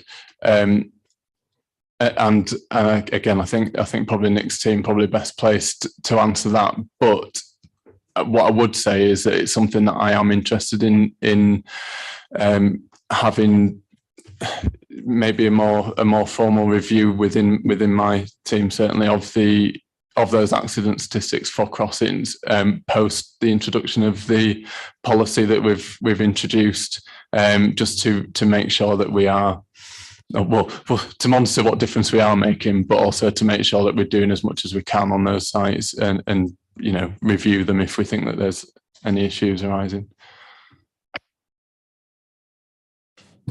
Okay, then we'll leave that particular one here, and that's moving on finally to school streets and Lindsay.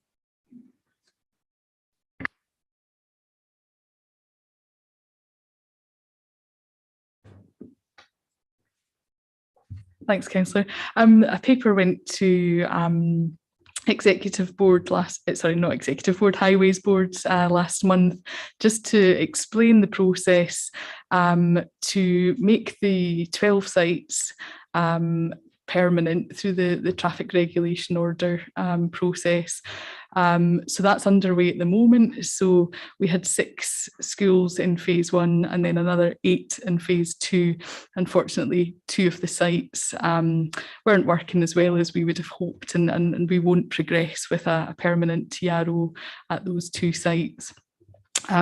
We're also undertaking some evaluation on the trial, and that will help us to determine if we support new school streets, the lessons that we have learned from the trial, and also some lessons from best practice around the country. We hope that there'll be some funding available through the combined authority in the next 12 months for additional school streets, and we would hope to be able to apply that learning if we're successful in receiving that funding.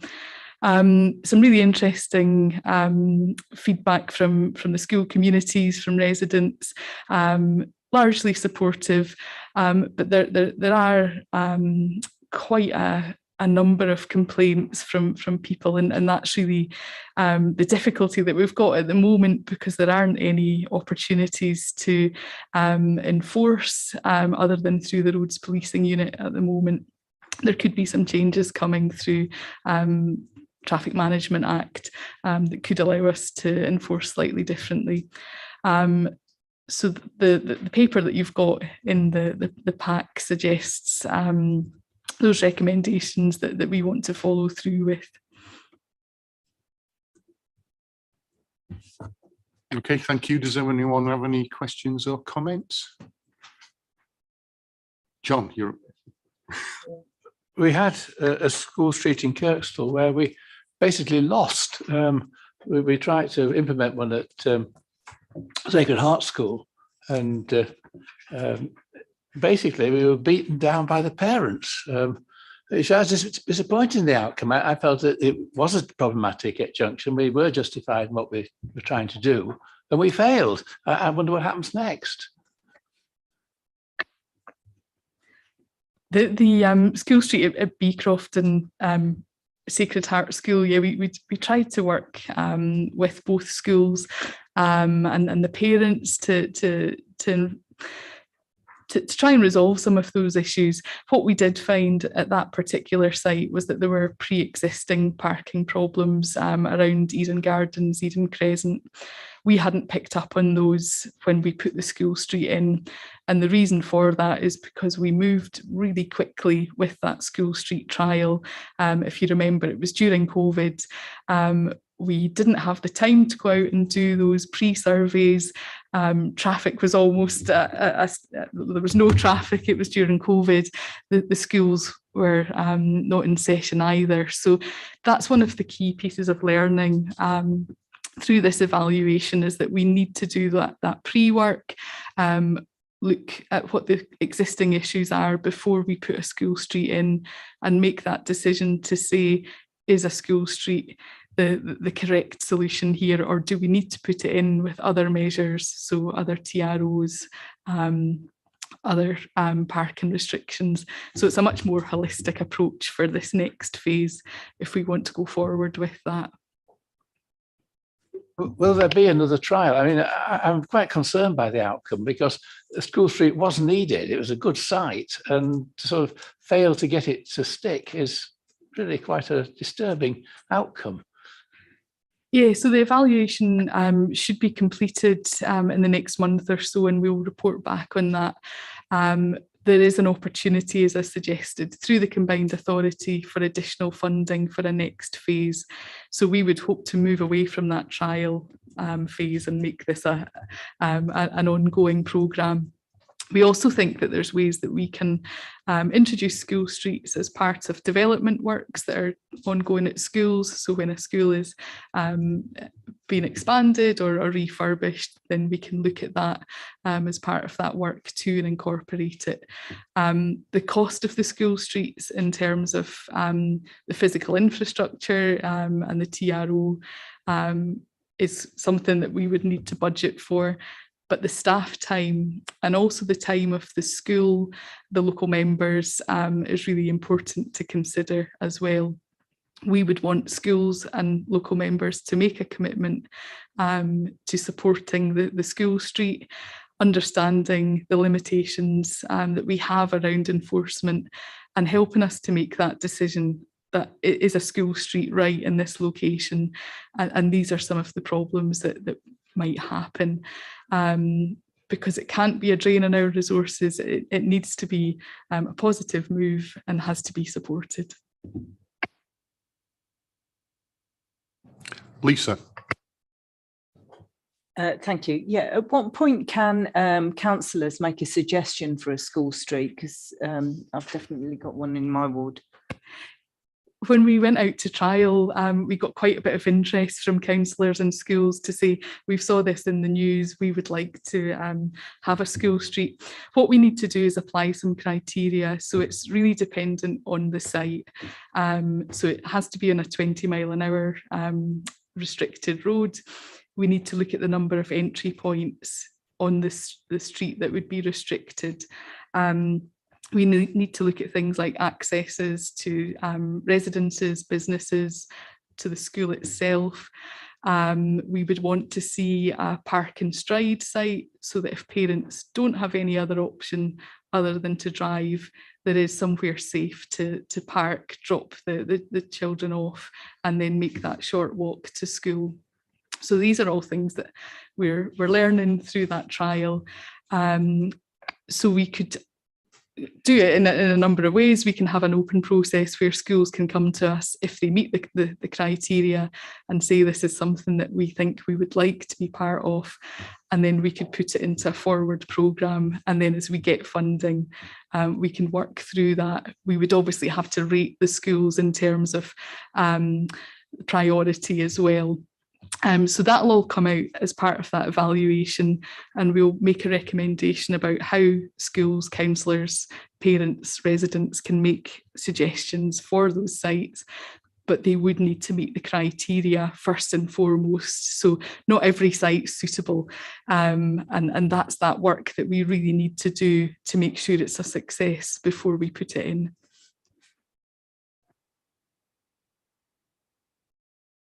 Yeah, just briefly, can I make a bid that you look at Kearmackie? I don't know, I think it meets some of those criteria, but yeah, thank you.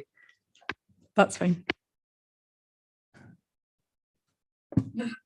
Okay, I'm conscious that two of the schools, one in phase 1 and one in phase 2, are not only in my ward, but I'm governor at both of those schools. And I think it's fair to say, and this is kind of following on from what Councillor Illingworth said, that it does put quite a lot of pressure on schools and school staff, not only to carry out the logistical measures required of positioning the signs at relative times, but also dealing with a lot of negative feedback and in some cases some pretty hairy altercations. So, you know, I think that's always got to be built into the process. But can I ask just a few questions? There are two schools, one in phase 1, one in phase 2, where the experiment, the trial, was not progressed. Could you perhaps give us a bit more detail as to the reason for that? And then on page 151, table 1, just a few questions arising from that. How are residents actually consulted and encouraged to feed back on their personal perspective of the implementation of the school streets. I notice on the table that, for example, you've got in Great Preston resident survey, 23 were returned, residential dwellings within the restrictions, 20. How does that quite stack up? And final question is, how far at the early stages do the schools or yourselves consult with the local police? Because again, quite often there will be issues that either sporadically or consistently require the attention of a uniformed officer. I'll try and work through those questions in order, Councillor. So Crossgate School was quite an unusual site, and I guess this was also part of the trial, and what we were trying to achieve was to identify the best sites or the most appropriate sites. Now, Crossgates, we had quite a big area around the school where we wanted to apply the restrictions. We very quickly learned that it was too big an area and we had to reduce that. So the number of streets where you could enter and it was restricted, I think was reduced by around half. There was still quite a considerable number of entry points, and that's been the difficulty. It's getting school volunteers to man those points, coupled with the lack of enforcement power that we have outside of London to make school streets successful. As I've mentioned before, at Beecroft, there were some pre-existing parking issues that we hadn't been quite aware. We had to move really quickly. We installed these within around 4 weeks. So we didn't have that time to do that sort of level of work. And that's what we want to do in the next stage, is to make it a much more robust process and make sure that we involve the schools, the members, residents, and make sure that it is supported. In terms of the local police, we started off at the top. So at the time it was Chief Inspector Padwell. I think it's also important to remember that only the roads policing unit can enforce a school street. The resources of the roads policing unit might not prioritise a school street, and that's not a decision that we can make. We can try and work with the police and get the roads policing units around school street sites. The local PCSOs and NPTs were informed, and again, it's down to police resource to have an officer down there, and it's really just a presence to make sure that people park correctly, they don't enter, so a bit of preventative work. For the phase 1 and phase 2 of the trial, we used a temporary traffic regulation order. The requirements for consultation for that temporary order are quite different in terms of consultation with the residents to a permanent order. So we didn't have to do that advanced consultation. It was a notice on the surrounding streets. We did write to residents to tell them that this restriction was coming in. So the new process, because we'll have a lot more time and we can engage with residents and the schools, we would hope to have a more thorough consultation to say that we've done some investigation, the school supports the proposal, the local member supports, and this is what we are suggesting. We can then also add on other things that might help manage traffic or parking in that area. So other double yellow lines, for example, or parking schemes to really help make the school street work. So it will be quite a different process going forward than to the process that we had in phase 1 and phase 2. Okay, thank you, Lindsay. Paul. It's just to follow on from your question, Chair, with regards to table 2, the RAG rating for the 7 schools that you've chosen to retain the school streets, 2 of them don't have park and stride, which your criteria says they should. And with the resident dwellings affected, that varies from 3 to 69. Now, I'm not don't benefit from a colour copy because I don't deserve a colour copy by the looks of things, but I can. Well, I know. I was speaking about all of us. But it looks like Middleton Street has 2 red ratings, but still was retained. And I just wonder, there's quite a lot of inconsistencies. I just highlight some of the worst ones there, but you're still retaining them all. Is there any point in having a RAG rating if you're going to retain them all? And just really secondly, Chair, it's you put these enforcement measures in, but you said that only roads policing can enforce them, and it does appear around schools that double yellow lines don't apply to parents. Speaking from my personal experience, it's different with a double yellow line if you're a parent picking the child up to if you're a resident parking on that double yellow line. It's a different rule applies seemingly, and isn't rather than picking out individual schools, having school streets, isn't it about educating parents if possible? But I think probably we need to start with children, because children will have the pester power, and you know, if they don't want their parents to park on a double yellow line or near a school, then that will have more impact, and that will have impact for all of us across the city rather than just a few schools that are either fit your criteria or are prepared to enforce these streets. Thanks, Chair. Yeah, I don't disagree with some of the suggestions there, Councillor. So again, as part of phase 1 and phase 2, we didn't have that time to go in and work with the schools and the parents and the children. So we would have a specific lesson plan for schools. There would be a restriction engagement during the launch and then afterwards as well. So that's something that we will develop. We'll look at what other local authorities have done and try and come up with a programme that works, and we can implement that in the school as the school street progresses. In terms of double yellow lines and enforcement, my colleagues in parking services, I'm sure, would be able to respond to that. With double yellow lines, you can actually stop and drop off. And I think that's perhaps the issue, is that it looks like it's been broken, but parking services would need to make that call. In terms of the RAG rating and the parking strides, again, this is phase 1 and phase 2, so we've learned from those phases, and it would be particularly useful at some sites, but not all sites, to have a parking stride. So when I talk about that criteria, and if a school wants to put their hand up and say they're interested, they would work through that open criteria to say, do we meet stage 1, and we can progress to making an application. That will be one of the considerations, is to include parking stride.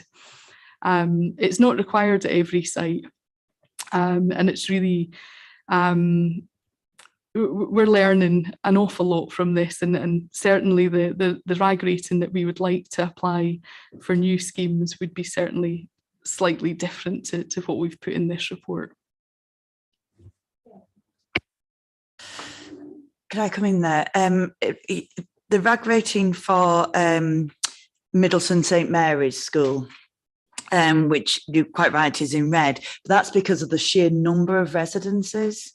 That I'm right there, Lindsay, aren't I? That it's because there's such a lot of residents that around the school, because it is quite a residential area rather than, as the chair knows, you're governor there, aren't you, Councillor Trussell? Okay, yeah, I won't ask why.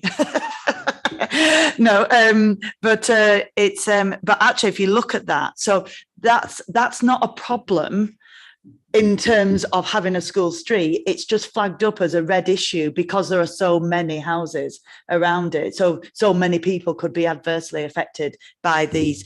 But actually, if you look down, there's a lot of support for this.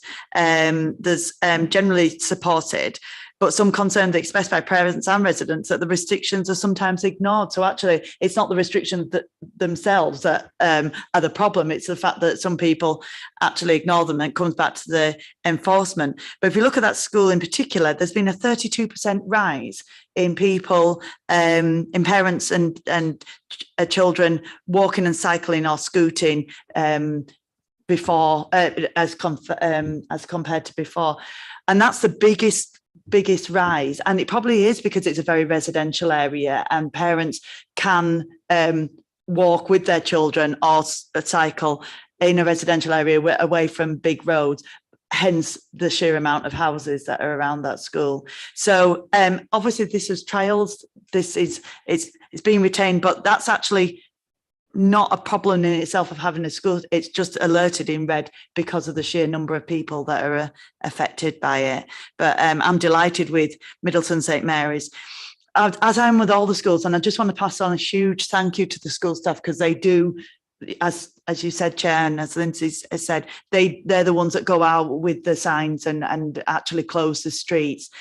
But actually it gives them some power and it gives them some authority, because I know from my own children's schools and schools in my ward that head teachers are literally parking attendants every single day without this structure to support them, and without this to support. And in fact, the head teacher at my son's primary school, and well, my daughter was there as well, until July when she went up to high school, which is another problem. But they've got and he has and his staff have got high vises, and they patrol the drop off points and the streets and everything, and regularly send out. And he said, I never thought I would be a car park manager as well when I went into teaching, and that's what our head teachers are having to do on a daily basis as it is, because it's just how it's changed over the last 20-30 years. Thank you, Helen. I'm sure we all know from our ward experience what you're saying is absolutely true. Okay, well, just remains for me to thank Richard, Joel and Lindsay for their attendance and responding to our questions.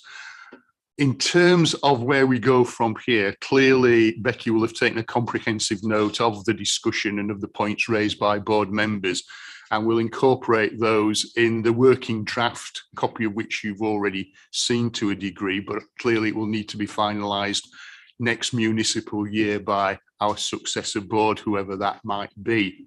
And I think that, that will help to complete quite a wide-ranging inquiry that we've taken as a result of our concerns about people killed and seriously injured on our streets. So thank you very much for your attendance, and we'll move on to the next agenda item. If the officers could take their places, please.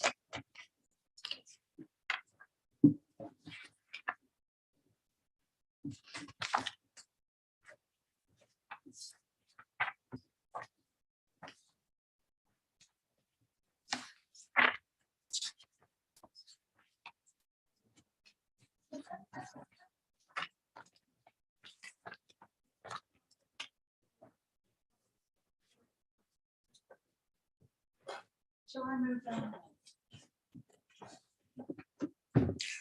Helen, they simply don't want to sit near you.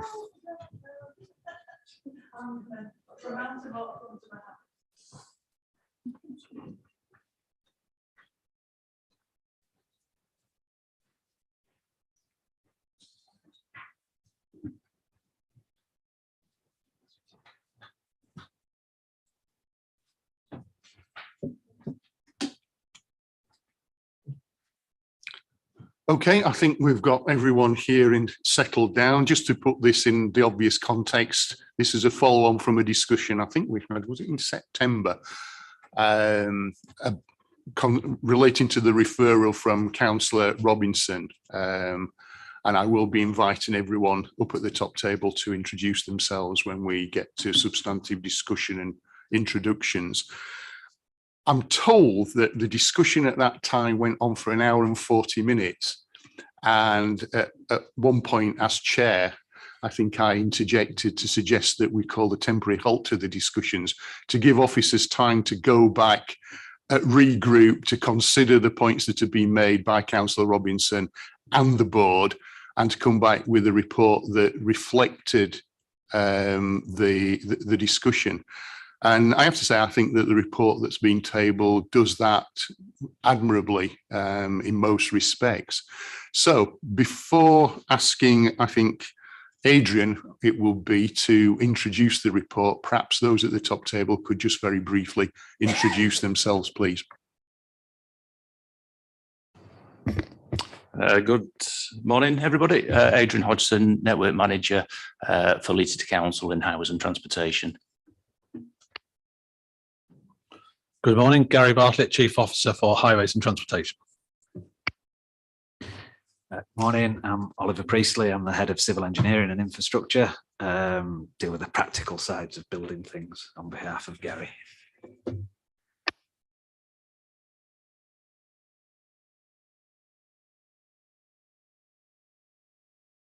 Start, Chair. Sorry, apologies. Councillor Matthew Robinson from the Howard Ward. Sorry, Chair.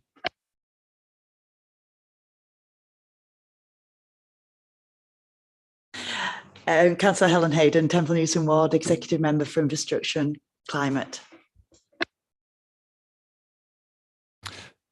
Thank you, Chair, and thanks for the introduction. Yes, this report follows on from an item that was brought to the September Scrutiny Board, and that related specifically to the closure of Leeds Road in Scholes as part of the measures required for the construction of ELAW. And the previous paper, if members want to reference that, it's appended to the updated report on page 207, Appendix 4. Members, I think many members were on that meeting. We've got some different members, so I'll briefly go through what was discussed. It related to the closure that was carried out during the school summer holidays in 2021. The closure took place from the 23rd of July and was lifted on the 3rd of September, 3 days in advance of when it was scheduled, so on time. The September meeting discussed both the formal legal process for processing closures for the scheme itself and generally, but also the additional consultation and engagement that precedes that for all projects, but specifically major projects. Some of the early lessons that were discussed in the meeting related to the very early stages of scheme development, and some of the decisions that are taken at that time obviously have implications later on in a construction programme. And you'll recall that there were some discussions about, for example, the physical constraints that limit the traffic management opportunities on a live site. And I think officers have taken that on board, and the need to have enough sort of third-party land and construction space is obviously a key consideration moving forward when we develop our major schemes. And that obviously goes right back to the planning stage in cases such as ELAW. There were also concerns raised around notifications to our emergency services, and there was a specific example with the ambulance service that members raised concerns about, and that is addressed in the report, and I'll come on to that in a moment. And the resolution of the meeting is summarised on page 175, the second bullet point there of your report, and I'll go through that in detail. And the main response to the items raised is in Appendix 1, which starts on page 178. So the first thing to state is officers and are entirely on the same page as members in regards to consultation and engagement with local communities and all stakeholders. And although we're here talking about road closures, I think it's important to recognise that it's all disruption, and road closures are just one element of traffic management, and can often be a better choice in terms of disruption. And there are alternatives that may actually be more disruptive to our travelling public and local residents that don't actually require any kind of TRO associated with them, which again just emphasises the need to make sure that the engagement and consultation, which is separate to the legal process, is up to scratch. The report describes the legal minimum in relation to the TTRO process and how we quite rightly exceed that. At page 181 of the report, we set out some of the challenges that we have with dealing with the vast amount of works that we do have on our network. And we reference 900 closures in there. I think this year we're closer to about 1,000 closures that have happened on our road network, and they're within a massive programme of work that goes on, hopefully unseen for the larger part, of about 25,000 to 30,000 openings on our streets each year. Many of these closures, the majority of them, are related to utility work and more minor works that the council are responsible for. And my team in network management, we're responsible for processing the legal orders, and works promoters are obviously responsible for the engagement and ensuring that consultation takes place in advance of the closure process. That said, as an extra sort of tier of consultation, my team always review on a weekly basis the most disruptive works that are taking place across our district. We produce reports on that, which are available to members and parish councils and local councils. And we do send out escalations as well. I'm sure members on this panel will have all received emails from my team where we advise of the more disruptive works that might be coming forward in the next few weeks, right through the year. In terms of the general process for utility works and those smaller schemes that I've mentioned, they're detailed in section 5 and 6 in the report. That starts on page 182. The legal process is quite detailed, and so I'll apologise for that, and I can go through that in more detail if members wish, but that starts on page 184. As you would imagine, with it being a legal process, it is driven by that process. But there are a few things that I'd like to draw out. Firstly, as I've said, once a scheme gets to the stage of a road closure, that engagement and consultation, even if it's the more minor ones for a utility working in a cul-de-sac, that should have taken place, even if it's at the very lowest end of disruption and it's just sort of letters through the door or notices through the door. Secondly, the legal process is about notifying rather than consulting. It would be impractical, obviously, with the vast amount of works that we've got on our networks to do anything other than that once it's got to the stage and we've assessed those proposals and we accept that a road closure is necessary. The legal process is only that we consult with fire and the police service. However, we'd all agree that wouldn't be appropriate and that isn't best practice. So we go well beyond that with our notifications. We notify WICA, the ambulance service, the Road Haulage Association, all ward members that are affected, town and parish councils and other officers, select officers as well. And as I've mentioned, road closures are not necessarily the most disruptive form of traffic management. And there's been a timely emergency incident that some members will be aware of on this panel, with a faulty high voltage cable near the Oakwood Clock junction that happened only this Monday. And ward members of Roundhay, Gipton, Hare Hills, Moortown, Chapel Allerton and Alwoodley were all informed about that. And my team assessed the situation as soon as we found out about that. And it's an example of where the initial electricity contractor had installed multi-way lights at that junction. It was immediately causing extreme disruption. And this was in between the peak periods as well. So my team attended to that and immediately changed the traffic management and actually insisted that there actually be a road closure as an alternative to the multi-way lights. And that settled down quite quickly, and it's now operating. It should be off by Thursday, but in terms of how it operated in the peak periods, it's a much better experience for the travelling public, and local residents equally will be less disrupted by that intervention. But as I've said, that type of intervention doesn't the multi-way lights doesn't actually require a temporary traffic regulation order. Hence my emphasis on making sure that the engagement is actually, and disruption is the key issue rather than road closures. Since the September meeting, we've carried out training with emergency services. We've written to all the emergency services and had a session with the ambulance service, if you recall those particular problems. We've also got a further session planned with the ambulance service. We've been in discussions with WICA about our 1.network system as well. and they're experienced users of One.Network, and they're satisfied that they don't need any additional training on One.Network. Formal training has been offered to all 99 ward members, and sessions have taken place in December of last year and January of this year. More recently, new dates have been offered to members in April and May. We realise that obviously that might be quite inconvenient given the upcoming elections, and we have been in dialogue with the supplier to confirm that future sessions will be offered as well going forward.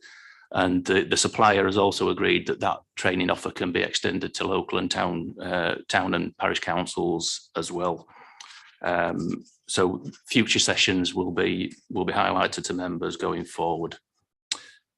In terms of major scheme engagement, we now have a dedicated resource provided on all our major schemes to help reach as many stakeholders as possible. And this is set out on pages 188 onwards. So there's a dedicated resource there. And our Connecting Leeds communication team are now more embedded than ever into our major projects. And since the last scrutiny board, they have established a new campaign page called Plan Ahead to assist with our major projects. And if you type Plan Ahead into Google, the top result will come back as Plan Ahead Leeds. And that particular page gives details on all our emerging major schemes, consultations that have already taken place, travel alerts, journey planning, information around planning your journey and park and ride. And it also provides links to other pages, including Waze and our One.Network page as well. And there's also the ability to sign up to the weekly newsletters in there. We've also set out on pages 188 and 189 some of the actions that we've taken for the upcoming Harmless scheme as an example of another major scheme that's coming up after ELAW.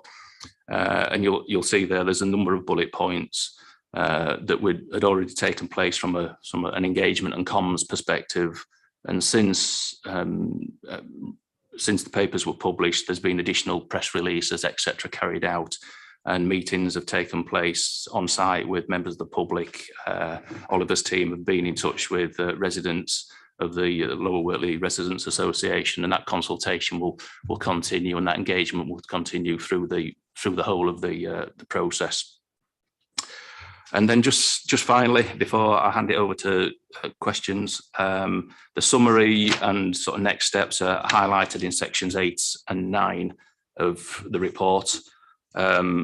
We do feel that our processes are robust, but we do welcome feedback, and we just reiterate our willingness to sort of engage and review the best practices that we believe we have. But obviously we need to continually review that and ensure that we are doing what we can and as effectively as possible.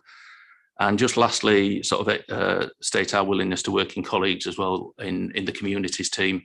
Prior to the pandemic, they were working on a refresh. I think Councillor Robinson may have been involved in that actually, on the local charter with parish councils and town councils. I think that unfortunately stalled, understandably, as a result of the pandemic. And my understanding is that colleagues are now picking that up again in communities team, and the Highways and Transportation Service will quite obviously work with colleagues and communities engaged in that process. So I'll leave it there, Chair, and hand it over to members. Okay, thank you. If no one from the top table wants to make any further comments, before I open it up to questions and comments from members of the board, Matthew, would you like to comment at this stage? Thanks, Chair. Yeah, I'm mindful of time, and so I'll be brief. But I'm also watching my phone as my wife's 38 weeks pregnant. So if I dash out the door at a moment's notice, you'll forgive me, hopefully, Chair.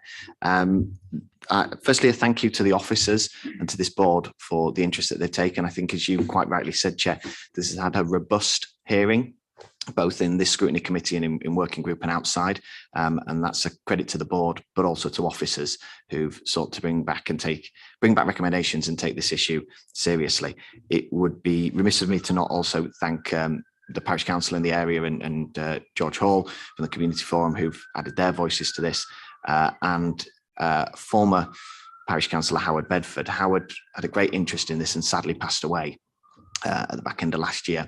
Howard would have been sat here with me today, I have no doubt about this, because he was keen to make sure that ELAW and through its construction delivered for the community. So I just wish to put that on record. Just a few brief observations then, Chair. I think the addition of work with emergency services is welcome. And I know Adrian has been doing that and is clear on that. And I'm really pleased with that, and that's coming out across all major works and schemes across the city. I think that's to the officer's credit. Similarly, the training on one network that's included town and parish councils. I asked Adrian about this, and he essentially immediately went back to the providers and they adhered to it. And I think that's great, because it shows that community working and collaboration that this city should be all about. And I always have some sympathy for Adrian, because Adrian's job is a little bit like a counsellor. He probably only hears from us when things go wrong.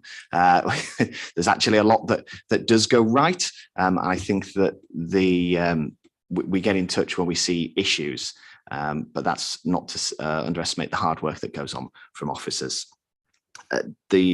Getting this right for me is not just about ELAW, it's about the city. And if we look ahead and we're thinking about a mass transit system that might come across West Yorkshire, we're likely to see more road closures, more major schemes, the need to consult and collaborate with different agencies, but with residents, and making sure we get this right. And communication is going to be key when we're delivering not just ELAW, but any mass transit system. So I emphasize that. I think it would be great if I had a perfect world. It would be brilliant to see a best practice charter for the utility companies, where residents could hold them to account when they work in Leeds, and some sort of minimum expectations, so that residents know how that's delivered, and that's clear and transparent. I think that would aid residents, rather than them always getting in touch with the council to raise issues. They know what the expectation was. So perhaps that's something that could be taken forward in the future. Similarly, working with town and parish councils, I was involved in that review with the town and parish council charter. The highways and planning elements that were of the charter weren't touched at that time. It was felt that there needed to be further discussion with chief officers, and perhaps that's something that's worth picking up with Gary in due course, and as we go into the 2022-2023 municipal year. I think this is a good start. It's probably not going to be the end of it. I'm guessing something's going to come back to scrutiny in a couple of years' time, whether you're the chair of this board or not, Councillor Trustwell. But I'm pleased that officers are seeking to engage, and this is the beginning of a process, not the end. I'll pause there. Thank you, Matthew. Yes, obviously a work in progress, a bit like ELAW and some of the other schemes that we've talked about. Does anyone have Paul? Well, it's to be hoped we have learned our lessons from Councillor Robinson's inquiry, because we are about to embark on the mother of all road closures at the weekend with the Armley Gyratory, and it's probably a shame we're not having this meeting a week later, otherwise that would certainly probably come into play. I was going to say maybe people at the top table will come back with more grey hairs in Councillor Hayden's view than they have now after that, but let's hope not. Let's hope that the weekend goes as you have planned it. I think one of the key things that Matthew did raise was the length of time with the closure and the consultation and the length of diversion, and we have that all in the weekend, in the sense of the consultation, which has been there, and I accept it's been there, and I guess it's been there more locally, but this diversion is very, very wide and is going to affect all wards in the city in general. And certainly people in my ward are still saying it's not going to bother me because I live in Guys in Road. And I said, but if you're thinking of going beyond Horsforth, it will probably bother you. And people are starting to realise now, but I do wonder whether the consultation has been quite wide enough. And I do hope that you have learned with the ambulance service from the issues that Matthew raised, because clearly, I mean, I would hope that this weekend you're going to maintain an emergency route through there, both in and out. Otherwise, with the amount of emergency traffic that uses that junction, you're going to suffer some serious issues. But I think, as Matthew said, it's ongoing. And I think with the increased number of road closures, and I see more and more road closures, both in my own ward, and it does seem to be, from a resident's point of view, that the easy option is to close the road. I guess you're going to tell me that's not the way it's done, and I appreciate that sometimes, and I've had it in my ward, and Kenny Harkis is very cooperative and very helpful, and we do work together. And he has said to me, closing this particular road to move the traffic around is a better option. And I've taken that advice, and it's turned out to be the better option. And I expect the Oakwood situation proves that as well. But it does seem, from a constituents' point of view, they're closing that road again, and I think successive road closures is something that we need to look at. And the number, I think there has to be some justification from it, but I think the main thing is that we keep this probably alive, Chair, as a continuing watching brief over these sort of things.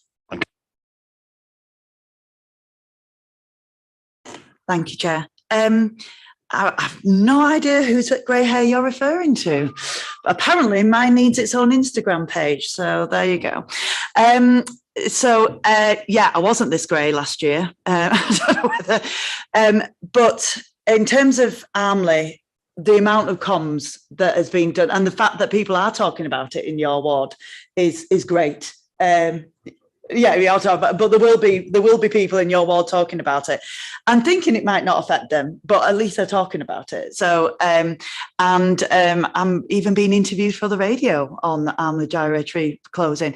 It's not a decision, any road closure. And I want to thank Matthew and for especially all his work with the parish councils and on raising this issue. No road closure is taken lightly, and we didn't make the decision to close Armley Gyratory this weekend lightly. But there has been a shift, and I don't know about anybody else, but the most kind of attention-grabbing poster that I see when there's roadworks is the one that says and railway works as well, actually, is the one that says my mum or my dad works here. And actually, that's why we're closing Armley Gyratory at the weekend, so that all that traffic management can be done in one weekend without any live traffic going around the Gyratory. And that is for the prime reason is the safety of the contractors, so that they can work and do it without detriment to their safety. It will cause huge inconvenience for the city, as did closing Leeds Road for the residents of Skulls. Armley Gyratory more, because much more wider people across the city, which is why all councillors have been informed, which is why it's gone across the radios, back to buses, and all the lists there. And a huge thank you to Adrian and his team for connecting Leeds, and Yvonne and her team for getting that message out as widely as possible. But that's the key reason, is to keep the operatives safe. And the travelling public safe as well. Any interactions with the large machinery that sometimes that needs to be used. On the thing of utilities, it is a huge frustration, because there is still a lot of people who think it's the council that are doing that work. It's not, and utilities have powers beyond what we can. But we do. I know that officers that Gary meets with them every 3 months, and that there's quarterly meetings. They try and coordinate things. But if there's a burst water main, as we're all aware, that has to be emergency work, and it has to be done. I think a charter might be is a really good idea, and I don't know whether it's something that we could pursue as a city or as a council. But that kind of overarching expectations of what utility companies need to do. I've dealt with lots of issues as a ward councillor about telephone poles going up, or whatever they are now, or the masts and things like that, and people just being unaware because only 3 houses behind them, when it was actually next to their house, in terms of telecommunications, and until the people arrive and put them up, and we're completely unaware. So I think that's a really interesting idea. But I think with road closures, it's often the best thing to do, the least disruptive thing to do. If we'd closed for night times for as long as we'd need for the Armley Gyratory, it would have been far more complicated and far more disruption over a longer period of time than closing one weekend, but that everybody knows that it's completely closed for one weekend, and then it will be open come Monday morning, or I'm not getting out of bed. Thank you. Sorry, does anyone want to add to that? Yeah, I just come back on Councillor Wadsworth's point about the emergency services, just to reassure the panel that that consultation has taken place with all the emergency services, not just in written form, but also a meeting with all emergency services to explain and ensure that the message does get through to the people that need to know. And all blue lights will be permitted to travel through Amley Gyratory. The special airlocks and pockets set up as part of the traffic management that will allow those emergency services, should they need to get through the junction, to get through, as well as residents that are actually encompassed by the extent of the road closure as well. So just to address that point. And if members do want to, as Councillor Hayden's pointed out, we do have quarterly meetings with the utilities on their performance and also on the coordination. So 2 separate meetings. If ward members want to feed back particular issues to me and my team, we obviously will raise that with the utilities concerned. And again, just to, as Councillor Hayden's mentioned about the Armley, it's obviously a big thing to do. Safety is paramount. And when we arrive back on site on Monday morning, what you'll actually see out there is something hopefully not too different to what we have now, but that sort of, it doesn't show the actual extent of the work that actually needs to be undertaken to get that traffic management set up. So the number of lanes around the junction will more or less be the same as it is now, but virtually every single bit of white lining that's around that junction will have to be taken off and new lining put on and new lanes prepared as part of that traffic management solution. And you may have noticed passing through that junction that there's been some preparatory work done on the Canal Road left turn into the city as well, to ensure that that closure can take place and it be set out as we wish it to be. Okay, thank you. Gary, have you got anything to add? No, I think Adrian has explained it really well. I've just remind members that obviously this is just the closure to put down the traffic management measures for the main event that will follow on, the actual scheme work itself.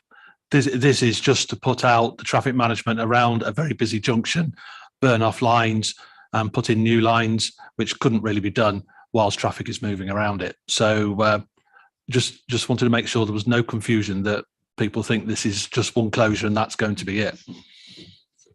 Sorry.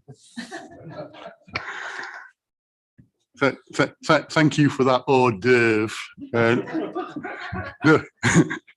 No doubt the future inquiry into Alney Gyratory will follow in due course. Okay, well, I haven't seen anybody else indicating to me, so we'll wind up the discussion on this particular matter. Can we agree the recommendations on pages 175, 176, also subject to some of the more detailed comments that are being made by Councillor Robinson as the original referrer and also by members of the board? Thank you, and thank you everyone for your attendance. That just takes us on to the last formal item on the agenda, the work programme, which is normally to note unless anyone's got any questions on it. And as this is the last meeting of the municipal year, I'd just like to thank all the members of the board, those here and absent friends, for their contribution. It's always a pleasure to chair this board, and this year has been no exception. I'd just like to say special thanks to Councillor Bentley, because this must figure amongst his last remaining formal council meetings before he stands down. Obviously, extend our thanks to Councillors Taylor and Goddard, and if we've got email addresses for them, perhaps we could also indicate our thanks to their service. And last but not least, to congratulate another member of this year's board, Councillor Gettings, on being next year's Lord Mayor. And with that, I'll close the meeting and thank you for your attendance. Thank you, everybody.